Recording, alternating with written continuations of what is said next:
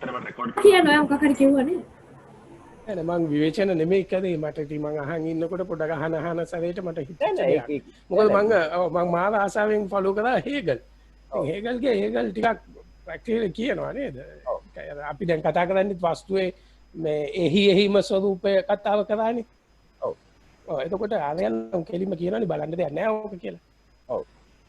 ඒක තමයි ඒ හේගල්ගේ එකක්ද අදත් ඕකත් අද සාකච්ඡා ගන්න ඕනේ. ඒ කියන්නේ මොකද හේගල්ගේ ප්‍රශ්නෙත් මෙයා පැත්තකින් තියෙනවා දැන්. හරි එතකොට වට උගත් ස්තුතියි මේ වගේ දේවල් කරන්න. හරි. අපි එහෙනම් පටන් ගමුද වැඩේ දැන් මේ කොහොමද ඊට කලින් පොඩි දෙයක් අහලා තියෙනවා මේ අර මේ විසංවාදය කියන ප්‍රශ්නේ. ඔව්. ඒ විසංවාදයේ තියෙන ප්‍රශ්නේ මේ අන්ට මෙහෙමයි ඕක තමයි අද ප්‍රශ්නේ අපේ. ඔව් එයාට නෑ ප්‍රශ්නේ අහන්න නමුත් ඔව් ඒ ප්‍රශ්නේ තියෙන දැන් අර මම මලේසියා ටිකක් දාලා තිබුණා නේද? ඒ නලින්ගේ ඉස්සරකියා මේ පරීක්ෂණේ පැහැදිලි කරලා නෑ මොකක්ද පේපර් එකේ කියලා නෑ හරියට පැහැදිලි කරලා නෑ කොහොමද පැටර්න් එක එන්නේ කියලා. මොකද කියනවා මේ මේක පැහැදිලි කරගන්න නම් අපිට හිතන්න ඕනේ මේ එක පාටිකල් එකකට තම අංශයකට එකපාරට දෙකක් ඉන්න පුළුවන් කියලා. ඔව්. දැන් මගේ ප්‍රශ්නේ මේ ඕකේ විසංවාදී මූල ධර්මයේ බෙදලා තියෙනවා. අපි හිතමු එකම මොහොතේ පාටිකල් එකකට දැන් දෙකක් ඉන්න පුළුවන්කම තිබ්බා කියලා අපි ඔප්පු කරා කියන එක ඔප්පු කරාම විසංවාදී මූල ධර්මයේ බෙදලා තියෙනවා. නෑ ඒක ඔව් නෑ ඒක මම උදාහරණයක් ගත්තොත් මම කියන්නේ නැහැ ඒක මම දැන් මම උත්තර උදාහරණයක් මම ඉන්නකොට දැන් මගේ නිකන් මේ අත ගැලවිලා යනවා කියන. ඔව්. ඊළඟ විදිහක් තියනවා කියලා මගේ අතටත් නිකන් පවතින්න පුළුවන්. ඔව්. ඒ වගේම පුළුවන් මේ අතට පුළුවන් නාට්‍ය කමියුනිකේට් කරන්න. ඔව්. දැන් අතටම එතකොට දැන් අපිට ගැලවිලා ගියාට පස්සේ මට කමියුනිකේට් කරන්න පුළුවන් නම් මාත් එක්කම මම තමයි දැන් දෙකක ඉන්නේ. ඔව්. ඒ කියන්නේ මං කියන්නේ හිතා ගන්න පුළුවන්. නෑ ඔය තමයි ඉතින් මම කියන්නේ මේක තමයි කියන්නේ ඒ නිසා විසංවාදී මූල ධර්මය බෙදලා යනවා. ඒ වගේ පිළිගන්නවා. නෑ කිසිසේත් පිළිගන්නේ නැහැ. ඔව් කිසිසේත් පිළිගන්නේ නැහැ. නෑ ඒක තමයි මම කියන්නේ මේක අපි හරියට ක්ලියර් කරගන්න ඕනේ. දැන් මෙතන මට පළවෙනි මේක තමයි මම හිතන්නේ දැන් අර මම ඉස්සෙල්ලා කියපු කාරණේත් අදාළව. මේ අපි අර මේ extraordinary මේක තාක්ෂාලීය ගැටලුවක් විතරක් නොවන නිසා අපි ඒ කාරණයක් හරියට මෙතන සැලකුණු කරන්න ඕනේ. මේක ඇවිල්ලා අතිවිශේෂ ගල්ලරක් වගේ එකක්. අති විශේෂ තත්ත්වයක් අපි දර්ශන කතා කරනවා. මේකේ අපිත් එක්ක සාකච්ඡාවට එන පිරිසට අහිමි වෙන්න තියෙන දේවල් නැත්නම් අපිට දෙපැත්තට අහිමි වෙන්න තියෙන දේවල් මේක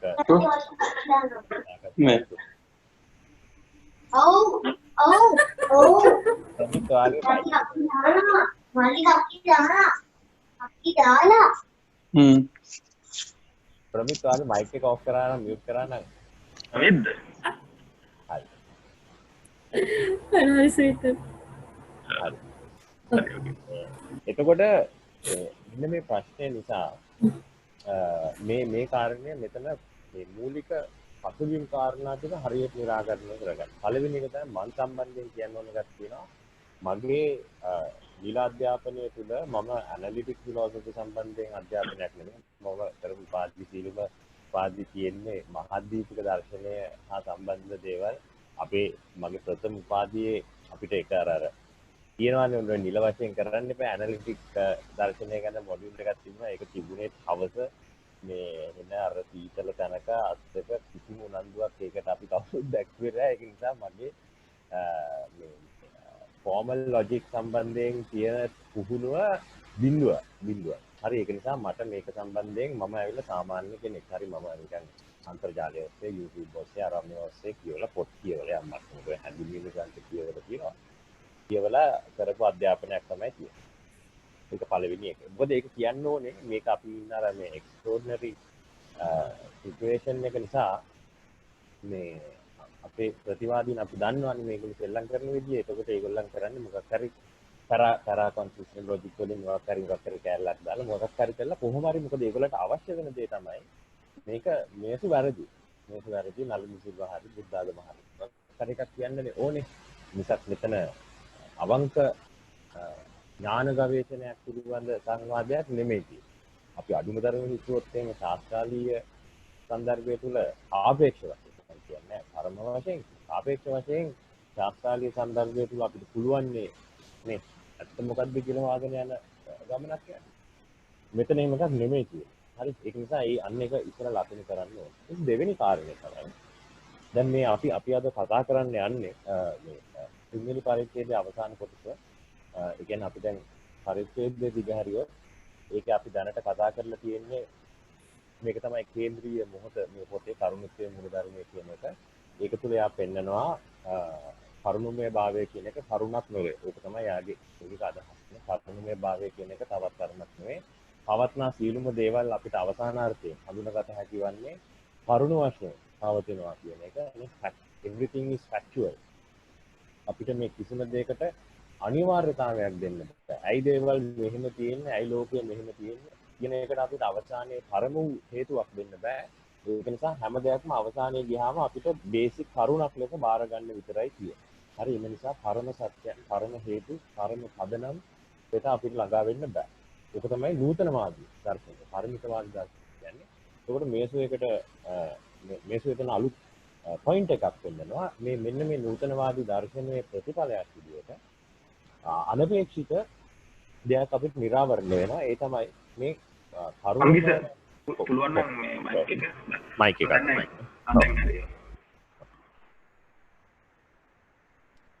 මේ කරුණුමය වශයෙන් පවත්නා දේවල් මේ අර දන්නවා නේද අර අමතර කාරණයක් අර ඩෙරීඩා සහ ජොන් ලුක් නොන්සියම නිතරම කතා කරනවා හයිඩෙගර් ගැන ඒගොල්ලන්ගේ විවේචනයක් තියෙනවා මේ අත් ගැන. දැන් මට මේ කතා කරද්දි මේ අත කියන එක මගේ පැවැත්මේ හරි වැදගත් මානයක්. දැන් මම මේක අල්ලගත්ත ගමන් මට මේ නෑ මගේ කරන්න අවුල නැහැ. මට කියන්න ඕනේ ඒ කියන්නේ මගේ කතාවේ එක වැදගත් මානයක් තමයි මේ අතත්. මම එක දවසක් කිව්වා වංගීෂේ අත මේ ડોකියුමන්ට් එකක් හදලා කරන්න පුළුවන් වනේ. ඒ කියන්නේ වෙනම ඇනලයිස් කරන්න පුළුවන් අදහස්. ජිජක් මූණ අල්ලන්නේ කොහේද? ඒක තමයි මම කියන්න ගියේ. ඉතින් කොයි වෙලද මේ අත පොඩ්ඩක් වෙන ස්ටික් කරලා ගියම මුකුත් කියන්නේ නෑ. දීප්ති උගුල මේව කරනවානේ. ඔව් දීප්තිගේ තියෙන කීපයක්. දීප්ති උගුල. එහෙම ෂර්ට් එක මෙහෙම. මේව ගන්න. උගුලත් පොඩ්ඩක් එයාම කියනවා. දැන් කියලා ප්‍රසිද්ධිය මට බැනුම් ගහන්න වෙනවා. මේ එයා කියනවා ප්‍රසිද්ධිය. එයා කියනවා මගේ එක ලෙඩක් අනිත් අය මාව මේව කරනවා කියලා. හරි කොහොම හරි මට කියන්න අවශ්‍ය වෙන එක තමයි මේ අපි කරුණුමය දේවල් අවසානයේ ඇයි පවතින්නේ කියන එක හොයාගෙන ගියාට පස්සේ අපිට අවසානයකට උත්තරයක් හම්බ වෙන්නේ නැහැ. අපිට ඒව කරුණක් ලෙස නිරාවරණය. ඒතකොට මේසු පෙන්නනවා මෙතන වෙන දෙයක් අපිට පේන්න ගන්නවා. ඒ තමයි මේ කරුණුමය පැවැත්මවල වල කරුණුමය භාවය කියන එක අපිට තවත් අතිරේක කරුණක් ලෙස ගන්න බෑ. ඒ කරුණ කවදාවත් කිසිම පැවැත්මකින් වෙන් කරලා ගන්න බෑ. පැවැත්මක් තිබේ නම් ඒ තිබිය හැක්කේ කරුණුමය ලෙස පමණි. එම නිසා එම පැවැත්මේ කරුණුමය භාවය නිර්පේක්ෂ ලෙස වළංගු වේ. හරි ඕක තමයි යාගේ තියරි එක. ඊට පස්සේ මේක යා සාධනය කරන්න අර මරණය පිළිබඳ සාකච්ඡාව අපි එක තීව්‍ර ලෙස කතා කරා. ඒලා අවසානයේ අපි එළියට එන්නේ උතනින් ඒ තමයි අපි අපේ මුළු යථාර්ථයම අපේ පරිමිත ලෝකේ පදනම් වෙන්නේ එයට සාපේක්ෂ නොවූ සිතාගත නොහැකි වියහැකි භාවයක් මත. හරි. ඒ වියහැකි භාවය අපි ගම්ම්‍ය කරගන්නේ මේ පවත්නා ලෝකේ කරුණුමය භාවය කියන කරුණක් නොවන කරුණුමය භාවයේ කරුණුමය නොවන බව කියන. හරි. එතකොට මේකේ ඊට පස්සේ යා කිව්වා මේක හරහා අපි තව දේවල් ටිකක් කියන්න පුළුවන්. එකක් ඕනම දෙයක් වෙන්න පුළුවන් කියන කාරණය. සහ ඊට අමතරව අපිට කියන්න පුළුවන් මේ අධිවියවුලක් අපි නිරාවරණය කරගෙන තියෙන්නේ. මේ අධිවියවුලේ ක්‍රියාකාරීත්වය නිරීක්ෂණය කරද්දී ඒක යම්කිසි නිශ්චිත කොන්දේසි කීපයකට යටත් වෙන්න ඕනේ කියලා අපිට පේනවා. ඊට පස්සේ අපි මේ කොන්දේසි නිරාවරණය කරගන්න ගියා. පළවෙනි කොන්දේසිය තමයි අනිවාර්ය පැවැත්මක් තියෙන්න බෑ කියන්නේ. හරි. අනිවාර්ය පැවැත්මක් තියෙන්න බෑ. අනිවාර්ය පැවැත්මක් තිබුණොත් ඒක කවදාවත් අධිවියවුලේ ක්‍රියාකාරීත්වයට යටත් වෙන්නේ නැහැ. හරි එතකොට ඒක පරම ලෙස වළංගු විය යුතුයි. එම නිසා ඒක අර පරම විය හැකි භාවයට යටත් වෙන්නේ නැති නිසා නමුත් අපි දැන් පරම විය හැකි භාවයේ තිබෙන බව මේ වෙන විට තාර්කිකව තහවුරු කර ඇති නිසා ඒක මගින් අපිට නිගමනය කරන්න පුළුවන් තවදුරටත් අනිවාර්ය වූ පැවැත්මක් තිබෙන හැකියි. යමක් පවතිනවා නම් ඒ අනිවාර්යෙන් කරුණමය ලෙස පමණයි පවතින පුළුවන්. පළවෙනි එක. ඊට පස්සේ දෙවෙනියට අපි කිව්වා කාන්ගේ සම්භාව්‍ය 32 දෙකක් අපිට නැවත සාකච්ඡාවට ගන්න පුළුවන්. දේහීන ස්වරූපය සහ දේහ විසංග ස්වරූපයේ විසංවාදී නොවේ. රමේත් හරි. එතකොට දේහී එහිම ස්වරූපය තිබේ සහ දේහී එහිම ස්වරූපය විසංවාදී නොවේ. ඒක අනිත් පැත්තට අපි කරේ. මතකනේ ඉස්සෙල්ලා කරේ දේහී එහිම ස්වරූපය විසංවාදී නොවේ. තාමත් එහෙමද කැඩි කැඩි දැනෙන්නේ? හරි දේහී එහිම ස්වරූපය විසංවාදී නොවේ. අපි පළවෙනි එක තහවුරු කිරීම කරේ. ඒකට පළවෙනි අද්දයි ටිකක් වෙන විදිහට සාකච්ඡා කරලා පළවෙනි පැහැදිලි කිරීම ඉතාම සරලයි. විසංවාදී පැවැත්මක් තිබේ නම් එය සහ එය නොවන්න ලෙස එක ලෙස පැවතිය යුතුයි. එම නිසා එය විටය කවදාවත් අනිකක් බවට පරිවර්තනය වීමේ හැකියාවෙන් යුතු වන්නේ නැහැ. අනිකක් බවට පරිවර්තනය වීමේ හැකියාව නැති නිසා ඒක අනිවාර්ය පැවැත්මක් වෙනවා. අනිවාර්ය පැවැත්මක් පැවතිය නොහැකි බව අපි තහවුරු කර ඇති නිසා විසංවාදී පවත්නා දේ කවදාවත් විසංවාදී විය නොහැක. පළවෙනි එක. ඊට පස්සේ දෙවෙනි එක අනිවාර්ය පැවැත්මක් තියෙන්න බෑ. විසංවාදී පැවැත්මක් තියෙන්න බෑ. තුන්වෙනි එක දේහීම ස්වරූපයක් අනිවාර්යෙන් පැවතිය යුතුයි. මොකද කරුණමය භාවය අපි යමක් පවතිනවා නම් මේ පවතිය හැකි කරුණමය භාවය තුල. නමුත් කරුණමය භාවයේ අනිවාර්යතාවය අපිට තහවුරු වෙනවා. මොකද ඒක කරුණමය භාවයේ අනිවාර්යතාවය ප්‍රතික්ෂේප කරන්න බෑ.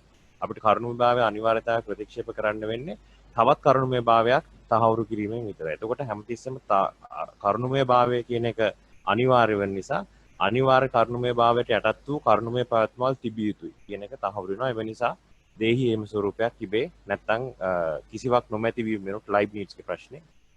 මේ මම අද මේ අර අපේ සහෝදරු පිරිසක් ආරම්භ කරලා තියෙන ගෝමේද මේ දාර්ශනික ප්‍රශ්න කියලා එකක්. ඒකට දාන්න අර තෝරගත්තනේ හයිඩෙගර් ඉන්ට්‍රොඩක්ෂන් ටු මෙටෆිසික්ස් පොතේ ආරම්භ කරන්නේ toy ප්‍රශ්නේ. Why is there something rather than nothing? කිසිවක් නොමැති වීම වෙනුවට දේවල් පවතින්නේ ඇයි? ඒකට උත්තරයක් තියෙනවා මේකට. උත්තරේ තමයි කිසිවක් නොමැති වීමට දේවල් පවතින්නේ කරුණමය භාවය පරම ලෙස වළංගු වෙන. කරුණමය භාවය පරම ලෙස වළංගු වීම සඳහා මේ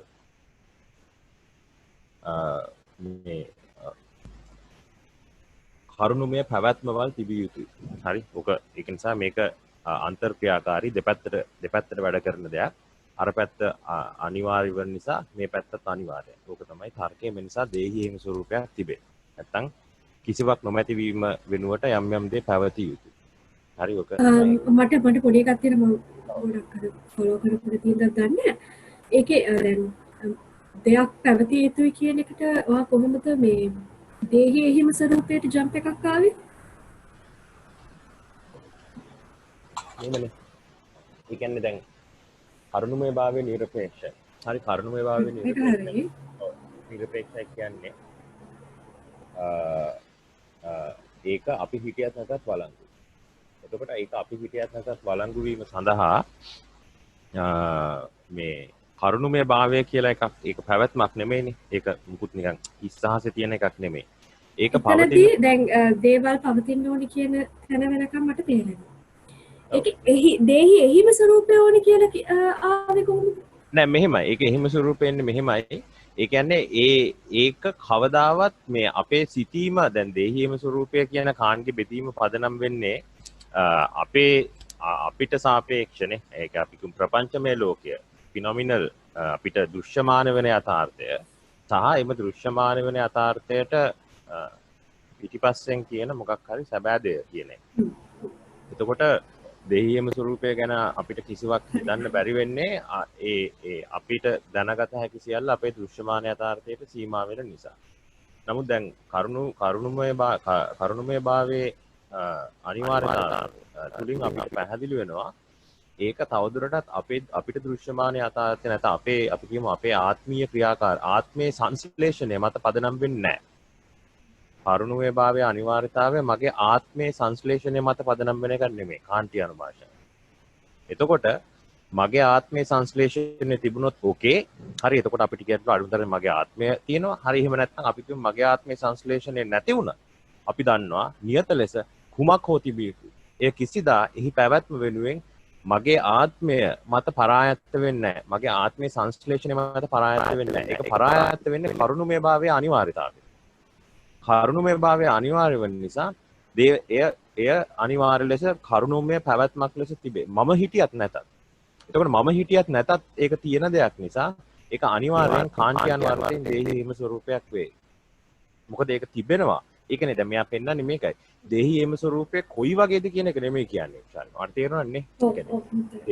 දේහි හිම ස්වરૂපය මේ ඒක නේ චිකන් බර්ගර් එකක් වගේද ඒ වගේ එකක් නෙමෙයි මේක.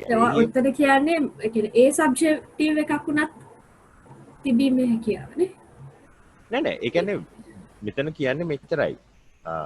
පරම ලෙස යමක් පැවතිය යුතුයි. අවම වශයෙන් නේ. අපි කියමු එක ඉලෙක්ට්‍රෝනයක් හෝ පැවතිය යුතුයි. මොකක් හරි. හරි. මොකක් හෝ මගුලක් පැවතිය යුතුයි කරුණුත්වයේ මූලධර්මයේ ක්‍රියාත්මක වීම සඳහා. නමුත් කරුණුත්වයේ මූලධර්මයේ අනිවාර්ය බව අපිට ප්‍රතික්ෂේප කරන්න බෑ. ඒක අනිවාර්ය බව ප්‍රතික්ෂේප කරන්න උත්සාහ කරන උත්සාහය ස්වයං විසංවාදී. ඒක හැමතිස්සෙම ප්‍රතික්ෂේප කරන්න පුළුවන් වෙන්නේ ඒක එහෙනම් ඒක නොවන ඕන එකක් වෙන්න පුළුවන් කියලා. තුන්වෙනි මතකද අපි කතා කරලා සෙකන්ඩ් ඕඩර් ෆැක්ටිසිටි එක. නේ දෙවෙනි වර්ගයේ කරුණුමය භාවය. තුන්වෙනි වර්ගයේ කරුණුමය භාවය. කොහොම හරි ඔහොම දිගින් දිගට මේක රීඩබ්ලින් එක. ඔව් රීඩබල්. ඒක රීඩබල් කරමින් තමයි අපිට කරන්න. හරි. එතකොට සාරාංශ වශයෙන් අපි නවත්තමු දැන් ඕක. ඊට පස්සේ ඕක නැවතුවට පස්සේ මේ මේසු කියනවා දැන් අපි මේක අවසන් කරන්න කලින් දැන් කවුරු හරි කෙනෙක් තර්ක ශාස්ත්‍රය සම්බන්ධයෙන් දැනුමක් තියෙන කෙනෙක් මේක පිළිබඳව විවේචනයක් ඉදිරිපත් කරන්න පුළුවන්. හරි. ඒ විවේචනයක් ඉදිරිපත් කරන්න පුළුවන් ප්‍රධාන දේ තමයි සාමාන්‍යයෙන් අපි කියමු දැන් සමකාලීන තර්ක ශාස්ත්‍රය ගැන අවබෝධයක් තියෙන කෙනෙකුට පැහැදිලි වෙනවා පැරා කොන්සිස්ටන්ට් ලොජික් කියන එක හරහා සාකච්ඡා කරන දේවල් අපි ඔය මේසු විසින් මෙතන විසංවාදී පැවැත්මක් කියලා නම් කරන දේවල් වලට උදාහරණයක් නෙමෙයි. එම නිසා පැරා කොන්සිස්ටන්ට් ලොජික් නැත්නම් පාරසංගත තර්ක ශාස්ත්‍රය කියලා මම පරිවර්තනය කරේ මම හිතන්නේ නැහැ ඔකට වෙන නිල පරිවර්තනයක් ඇති කියලා. පාරසංගත තර්ක ශාස්ත්‍රය මේ තුල මේ විසංවාදී පැවැත්මවල නෙමෙයිද සාකච්ඡා කරන්නේ කියන ප්‍රශ්නේ. එතකොට මෙන්න මේකට දැන් මෙයා දෙන පිළිතුරු තමයි අද මේ තුන්වෙනි පරිච්ඡේදයේ අවසානයේ අපිට තියෙන්නේ. දැන් මේකට මෙයා පිළිතුරු මූලික වශයෙන් පියවර දෙකක පිළිතුරක් දෙනවා. දැන් පළවෙනි එක තමයි ගෝමේද මොකක් හරි කියන්න ඉන්නවද? දිගින් දිගටම ඔයාව ඉස්සරහට එනවා. නෑ හරි ඕකේ. මයික් එක ඔන් වෙලා මයික්. හරි ඕකේ. එතකොට පළවෙනි එක තමයි මෙයා කියනවා අපිට පිළිගන්න පුළුවන් මේ යම්කිසි ප්‍රාදේශීය විසංවාදයක් තිබෙන යථාර්ථයක් තිබිය හැකිය. එම යථාර්ථය මේක හරි පරිස්සමෙන් කියන්න ඕනේ. ඒ කියන්නේ යථාර්ථයක් තිබිය හැකි නෙමෙයි යම්කිසි ප්‍රාදේශීය විසංවාදයන් සත්‍ය විය හැකි ලෝකයක් තිබිය හැකි. හරි සත්‍ය විය හැකි ලෝකයක් තිබිය හැකි. එතකොට එවැනි ලෝකයක් සඳහා මේසුගෙම උදාහරණ මම ගත්තා. එතකොට මේක මගේ උදාහරණ දෙන්න කියලා මේක තව ජංජාල කරන්න ඕනේ නැති නිසා මෙයා ගන්න උදාහරණ දෙක තමයි. එකක් තමයි එක ලෝකයක් තියෙන්න පුළුවන්. අපි කියමු මේ ලෝකේ වෙලඹක් නොවන වෙලඹක් කියන. වෙලඹක් කියලා කියන්නේ අශ්ව. අපි කියමු අශ්වයෙක් නොවන අශ්වයෙක්. හරි. ඊට පස්සේ අපි කියනවා ඒ ලෝකේ එතකොට තව ඒ ලෝකේ නැහැ ද්විපාද සත්වයක් නොවන ද්විපාද සත්වය. ඒ ලෝකේ නැහැ. දැන් එතකොට අපිට මේසු කියනවා කවුරු හරි කෙනෙක්ට කියන්න පුළුවන් අවශ්‍ය නම් දැන් අර පළවෙනි ලෝකයේ තුල ඒ කියන විසංවාදය තියෙනවා. ඒ කියන්නේ වෙලඹක් නොවන වෙලඹක් ඉන්නවා. වෙලඹක් නොවන වෙලඹක් කියන එක සත්‍යයි ඒ ලෝකයේ තුල. නමුත් B කියන විසංවාදයේ සත්‍ය නොවේ. එතකොට කාට හරි ඕනනම් කියන්න පුළුවන් අර පළවෙනි ලෝකය වෙනස් වෙන්න පුළුවන් අහඹු ලෙස A කියන විසංවාදය වෙනුවට B කියන විසංවාදය තිබෙන ලෝකයක් ලෙස. හරි? A කියන විසංවාදය ඒ කියන්නේ වෙලඹක් අශ්වයෙක් නොවන අශ්වයෙක් කියන විසංවාදය නැහැ. නමුත් ද්විපාද සත්වයක් නොවන ද්විපාද සත්වයක් කියන විසංවාදය ඇති වෙනවා කියලා අපි හිතමු. හරි එතකොට දැන් නිල වශයෙන් ගත්තාම මේසුගේ ප්‍රවාදයට අනුව මේක අවුලකුත් නෙමෙයි. හරි මේසු දැන් කිව්වේ එකම දේ තමයි අනිවාර්ය පැවැත්මක් තිබිය නොහැකි. දැන් අපි පෙන්නලා දීලා තියෙනවා ඕනනම් කෙනෙක්ට තර්කයක් ගේන්න පුළුවන් මෙවැනි ලෝකයක් වෙනස් වීම මගින් එය අනෙකක් බවට පත් වුණා. ඒ තවදුරටත් දැන් ද්විපාද වෙලඹක් නොවන වෙලඹක් ඉන්න ලෝකයක් නෙමෙයි. දැන් ඒක ද්විපාද සත්වයක් නොවන ද්විපාද සත්වයක් ඉන්න ලෝකයක් කියන එක.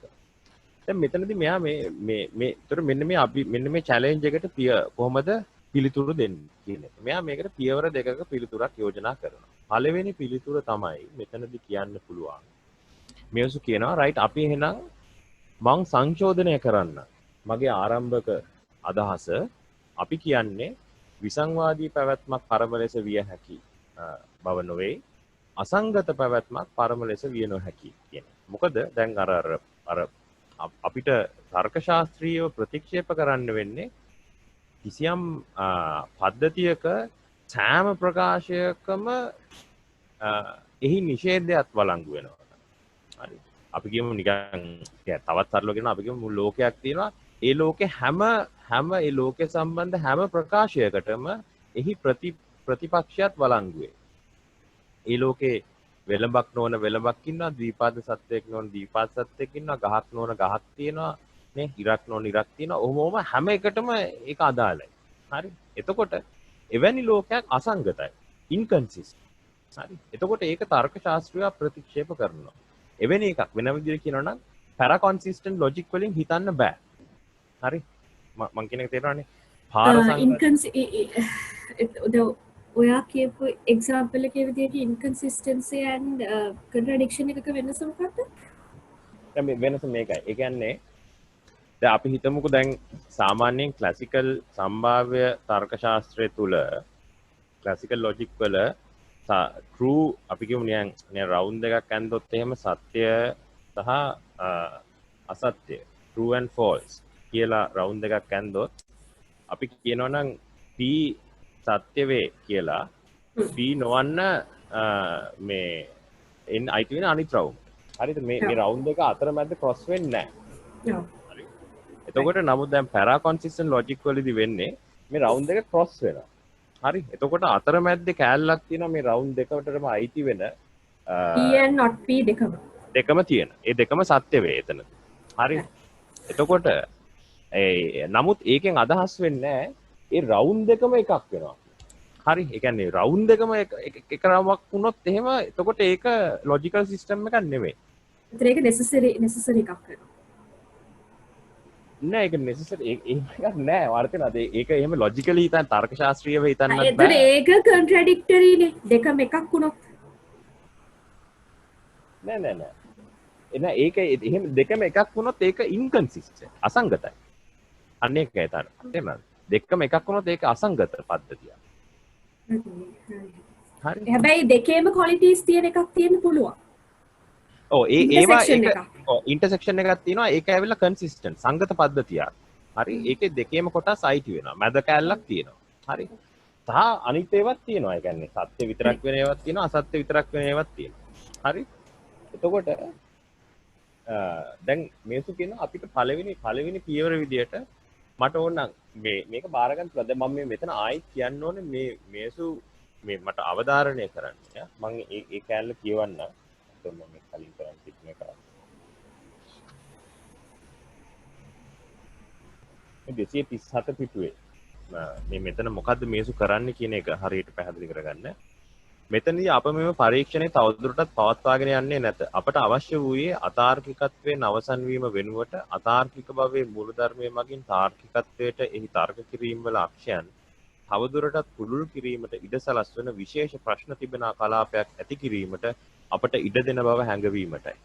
හරි. ඒක වෙන විදිහට කියනවා නම් මෙයා කියන්නේ මම මේ ප්‍රශ්නේ සම්පූර්ණ මෙතන විසඳන්නේ නැහැ. හරි මේක දැන් අපි මේසු ගැන දන්න නිසා අපි මේකේ පසුබිම් කතාවක් දන්නවා. ඒ පසුබිම් කතාව තමයි මේසුගේ ආචාර්ය උපාධි නිබන්ධනය තුල මේ ගැන දීර්ඝ පැහැදිලි කිරීමක් තියෙනවා. හරි එතකොට ඒක පරිමිතත්වයෙන් පසු කෘතියට වෙනකොට මෙයාගේ මේ දීර්ඝ පැහැදිලි කිරීම මෙයා ගොඩක් ඉස්සරහට ගෙනියන්නේ නැහැ. එතකොට එයා බලාපොරොත්තු වෙනවා මේක තව ක්ලැරිෆයි කරන්න ඕනේ කියන එක. එතකොට මෙතන මේසු විවෘතව කියන එක තමයි මගේ මේ පැහැදිලි කිරීම අසම්පූර්ණයි. ඒක මේසු කියනවා. හරි ඒක මේසු කියනවා. හරි මේ පොතේ තියෙනවා ඒක. එතකොට එයාට මෙතන අවශ්‍ය වෙන දේ තමයි පළවෙනි එක මම කොහොමද මේක විසඳන්න යන්නේ කියලා එයාගේ ප්‍රවේශය කියනවා. ඒක හරි. හරි මම මේක විසඳන්න යන්නේ කොහොමද කියන එක කියනවා. හරි ඊට පස්සේ අපිට ඒක තුළ මේසු මෙතනින් බැඳෙන කොන්දේසි මොනවද කියන එක ඉතා පැහැදිලිව කියන්න පුළුවන්. ඒ කියන්නේ අපිට කියන්න පුළුවන් මෙන්න මේ කාරණය එයාට පෙන්වන්න බැරි වුණොත් එයාගේ පද්ධතිය බිඳවයි. නමුත් මෙන්න මේ කාරණය එයාට පෙන්වන්න පුළුවන් වුණොත් එයාට මේක ගැටලුවක් නැතුව බාර ගන්න පුළුවන්. ඔය දෙක අපිට වෙන් කරගන්න මේ ප්‍රවේශ මෙතන ඉඩ තියෙනවා. ඒක ඇසුරින් අපිට කියන්න පුළුවන් මේ කාරණේ. එකක් තමයි මේසු කියනවා මම අසංගත පද්ධතිය පරම ලෙස විය නොහැකි වේ කියන එක ආරම්භයක් වශයෙන් කියන. අපි එතෙන්ට ඉස්සෙල්ලා අඩියක් පිටිපස්සට ගමු. ඒක ගැටලුවක් නැහැ. ඊට පස්සේ නමුත් ඊට වඩා වැදගත්ම පොයින්ට් එක තමයි මෙතන මේසු කියන. ඒ තමයි තර්ක ශාස්ත්‍රීය මේ පද්ධතියක සද්භාවවේදී කමිට්මන්ට් එකක් නැහැ. හරි මෙන්න මේක තමයි මූලිකම අදහස. තර්ක ශාස්ත්‍රීයව අපට යමක් සිතිය හැකිවීම මගින් පෙන්වා දෙන්නේ අපේ සිතීමේ කොන්දේසි පිළිබඳව පැහැදිලි කිරීම. අපිට යම් දේවල් සිතීම සඳහා හරි දැන් මම ක්ලාසිකල් උදාහරණයක් දෙන්නම්. දැන් මේක නීතියට සම්බන්ධ එකක්. හරි ඒ කියන්නේ ඒක චල්නිත් දන්නවා. හරි චල්නේ මේක ඕන කෙනෙක් දන්නවා. ඒ තමයි අපි කියමු දැන් උදාහරණයක් විදියට අපි කියමු ලංකාවේ බ්‍රිතාන්‍ය ආණ්ඩුවෙන් නීතියක් පනවනවා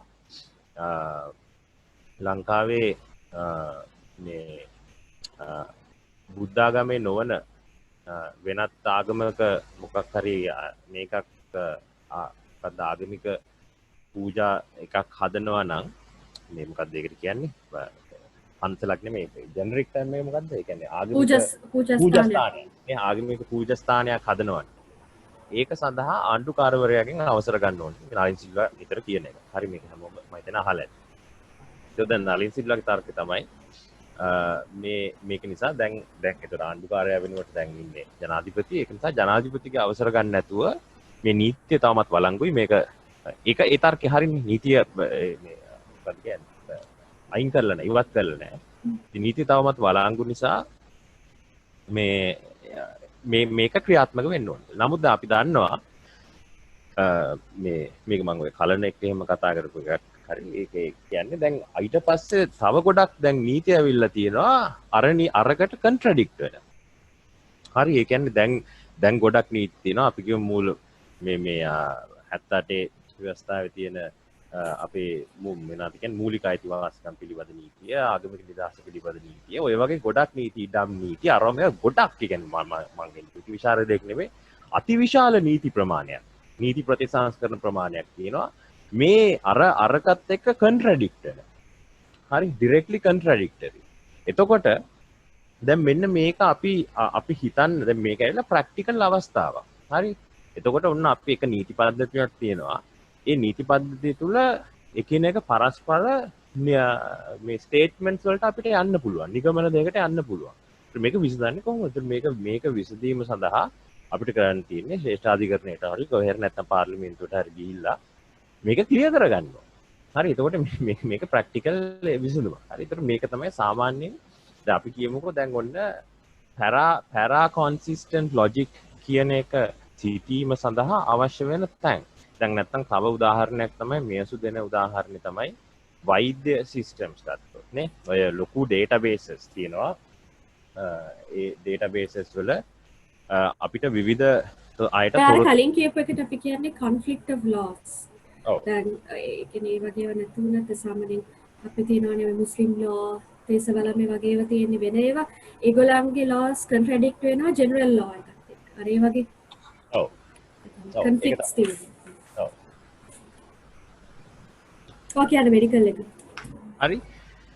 දැන් අපි ගත්තොත් එහෙම ඔය මෙඩිකල් මේ ලොකු ඩේටාබේසස් වගේ ඒවා තියෙනවා. මේවා තුල සාමාන්‍යයෙන් ප්‍රාදේශීය විසංවාදයන් වලට ඉඩ දෙන්න ඕනේ. හරි මම මට මේක මේ මම දැන් ජනිත් ඉන්නවනේ ජනිත් මේ පරිගණක පිළිබඳ දන්න කෙනෙක් මේක මට වඩා හොඳට කියන්න පුළුවන් වෙයි. එතකොට මොකද ඒ කියන්නේ ලොකු ඩේටාබේස් එක වෙන්න පුළුවන් දෙයක් තමයි පරස්පර විරෝධී ඩේටා එන්ටර් වෙන්න පුළුවන්. එතකොට ඒක ඒ පරස්පර විරෝධී ඩේටා එන්ටර් වීම නිසා මුළු සමස්ත පද්ධතියම අපි ප්‍රතික්ෂේප කරන්නේ අරකට ප්‍රාදේශීයව ඉඩ දෙනවා. ඊට පස්සේ ඒක මොකක් හරි අපි හිතමු මෙයාට මේ වගේ තත්ත්වයක් හැදුනොත් උණ තියෙනවා, මේ වගේ තත්ත්වයක් හැදුනොත් කොරෝනා තියෙනවා වගේ මොකක් හරි එකක්.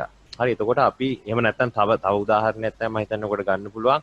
ඔය මේ ඔය කාලසටහන්නේ ප්ලේන් ගුවන් ගමන් කාලසටහන් වගේ ඒවා ගත්තාම නේ අපි කියමු මුම්බායි වලට යන ෆ්ලයිට් එක 12ට කියලා එක දණක තියෙනවා, තව දණක තියෙනවා 1ට කියලා. එතකොට මේ දෙක අතර පරස්පරතාවයක් තියෙනවා.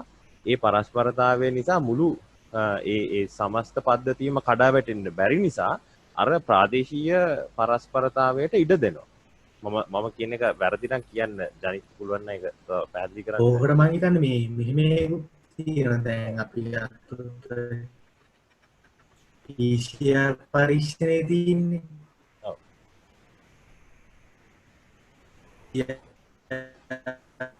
පරීක්ෂණේ මලිෂා කොරෝනා ඔයාගේ එක චුට්ටක් බ්ලොක් වෙනවා. පොසිටිව් වෙනවා ඩෙන්ගු වලට පොසිටිව් වෙනවා. ඔව්. එයා hina වේ නේද මේ ප්‍රතිරෝධතා මාත් වෙනවා කියලා කියන්නේ. ඔව්. පොඩ්ඩක් කනෙක්ෂන් එක අවුල් ඔයාගේ. ඔව්. ඔයා කියප එක තේරුණා නේද පොඩ්ඩක් ඒක තේරුණා. ඔව් ඒ වගේ එකක් තමයි. මට හිතෙන විදිහට ඔයා කියප එක තේරුණා.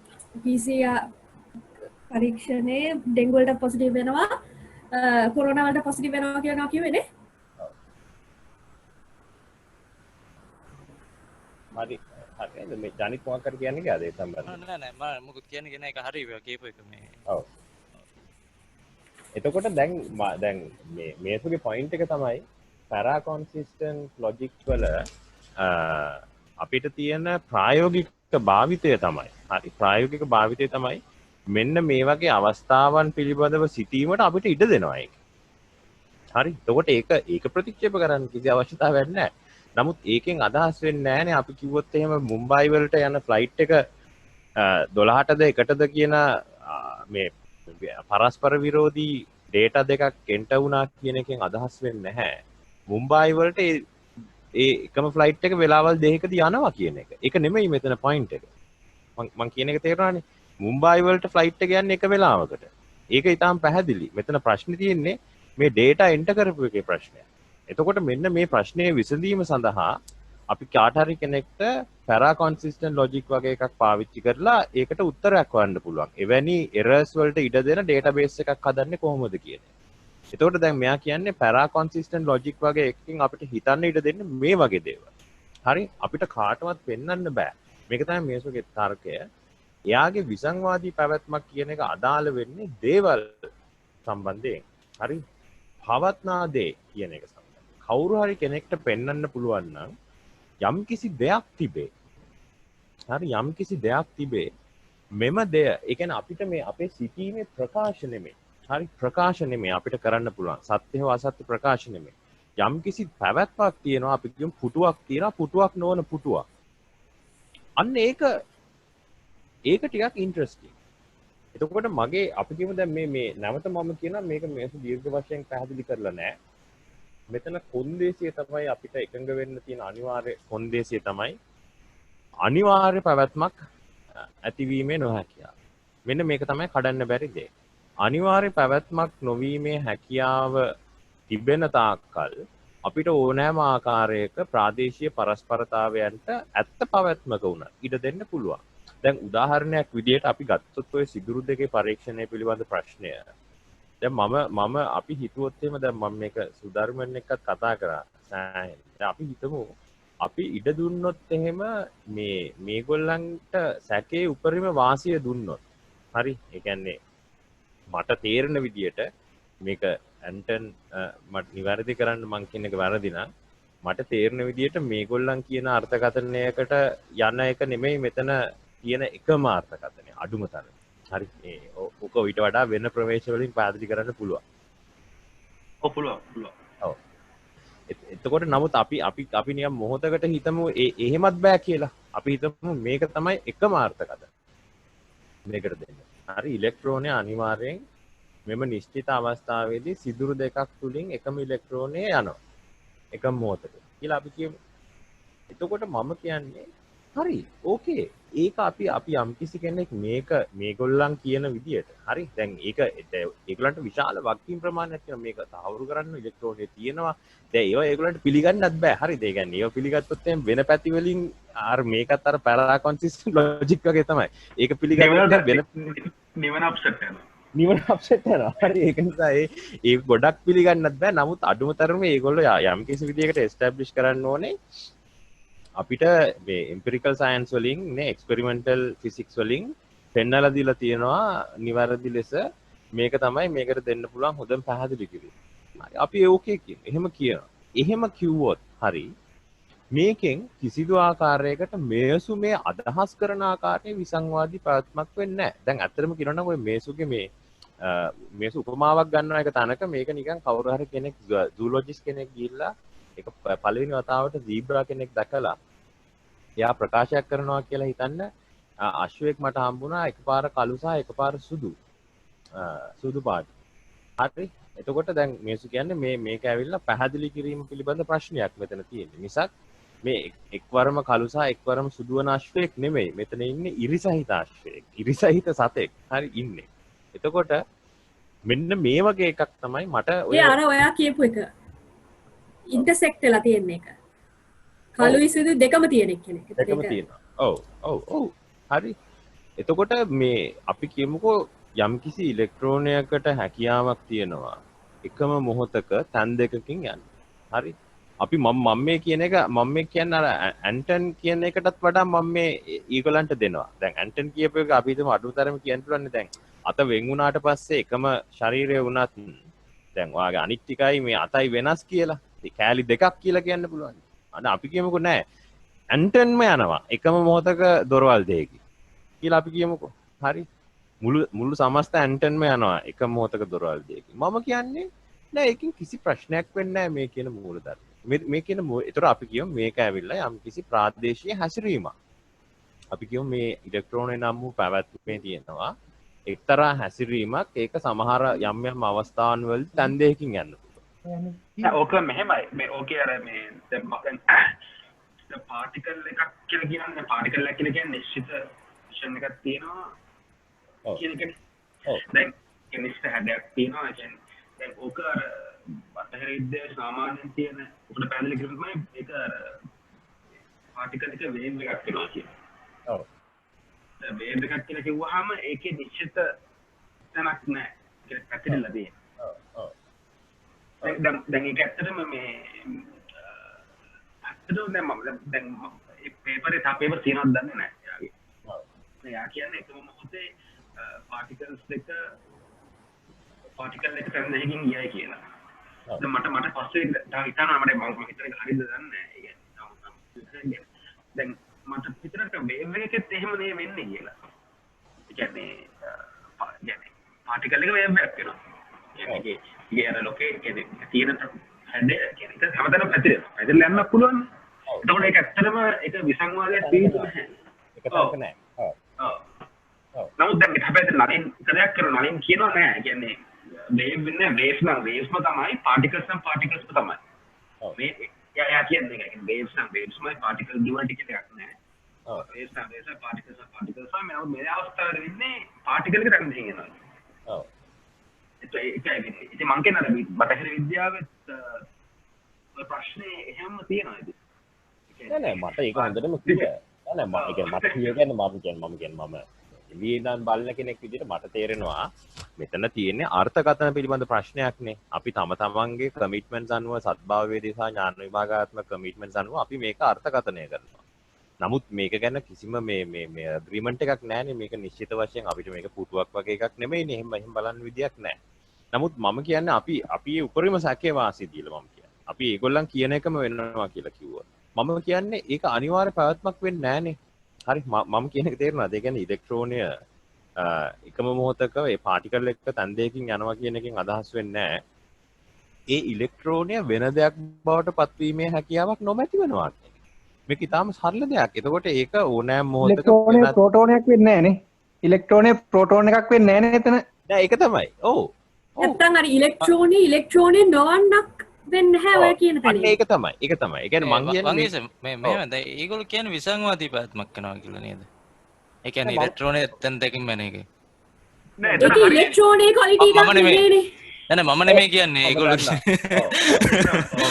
ඒක ඉලෙක්ට්‍රෝනේ වෙනස්කමක් නෙමේනේ. එහෙම එයාට ඉලෙක්ට්‍රෝනයට තැන් දෙකක එකවර ඉන්න පුළුවන් කියන එක ඇවිල්ලා ඉලෙක්ට්‍රෝනේ ස්ට්‍රක්චර් එක වෙනස් වීම හෝ ඉලෙක්ට්‍රෝනයක් නොවන දෙයක් වෙන එකක් වෙලා නැහැනේ. මේගොල්ලෝ මට තේරෙන්නේ නැත්තේ දැන් ඔය තැන් දෙකකින් යන එක අපි ගමුකෝ. එතකොට ඒක විස්තර කරන්න චතුස්කෝටිකය ගන්නවා. චතුස්කෝටිකෙන් කොහොමද විස්තර කරන්න කියන එක මට නම් තේරෙන්නේ නැහැ. ඒක අනුව තමයි මේගොල්ලෝ කියන්නේ විසංවාදී පැවැත්මක් තියෙනවා කියලා.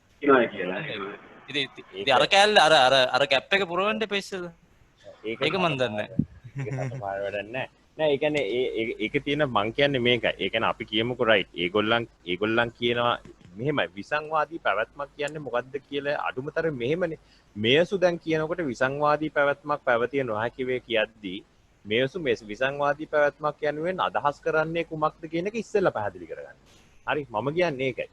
මේසු විසංවාදී පැවැත්මක් යනුවෙන් අදහස් කරන්නේ ඉලෙක්ට්‍රෝනයකට මේගොල්ලෝ කියන විදියට ඒක වෙනවා කියලා අපි හිතමුකෝ. එකම මොහොතක ඉලෙක්ට්‍රෝනයක් තැන් දෙකකින් යන්න පුළුවන් කියන එක මේසුට අනුව විසංවාදී පැවැත්මක ලක්ෂණයක් නෙමෙයි. මට මේක කියන්න ඕනේ. මෙතන මූලික ලක්ෂණය තමයි විසංවාදී පැවැත්මක් නම් එය කිසිම මොහොතක වෙනත් දෙයක් බවට පත්වීමේ හැකියාවක් නොමැති විය යුතුයි. මෙන්න මේකයි නිර්වචනය. හරි ඒ කියන්නේ යම් කිසි පැවැත්මක් තියෙනවා එය සෑම විටම එය සහ එය නොවන්න ලෙස පවතිනවා නම් යම් කිසි පැවැත්මක්. එතකොට කවදා ඔයා දැකලා තියෙන බයොලොජි වල ලීචස් ලයින් නේ මොනවද? කුඩැල්ලෝ.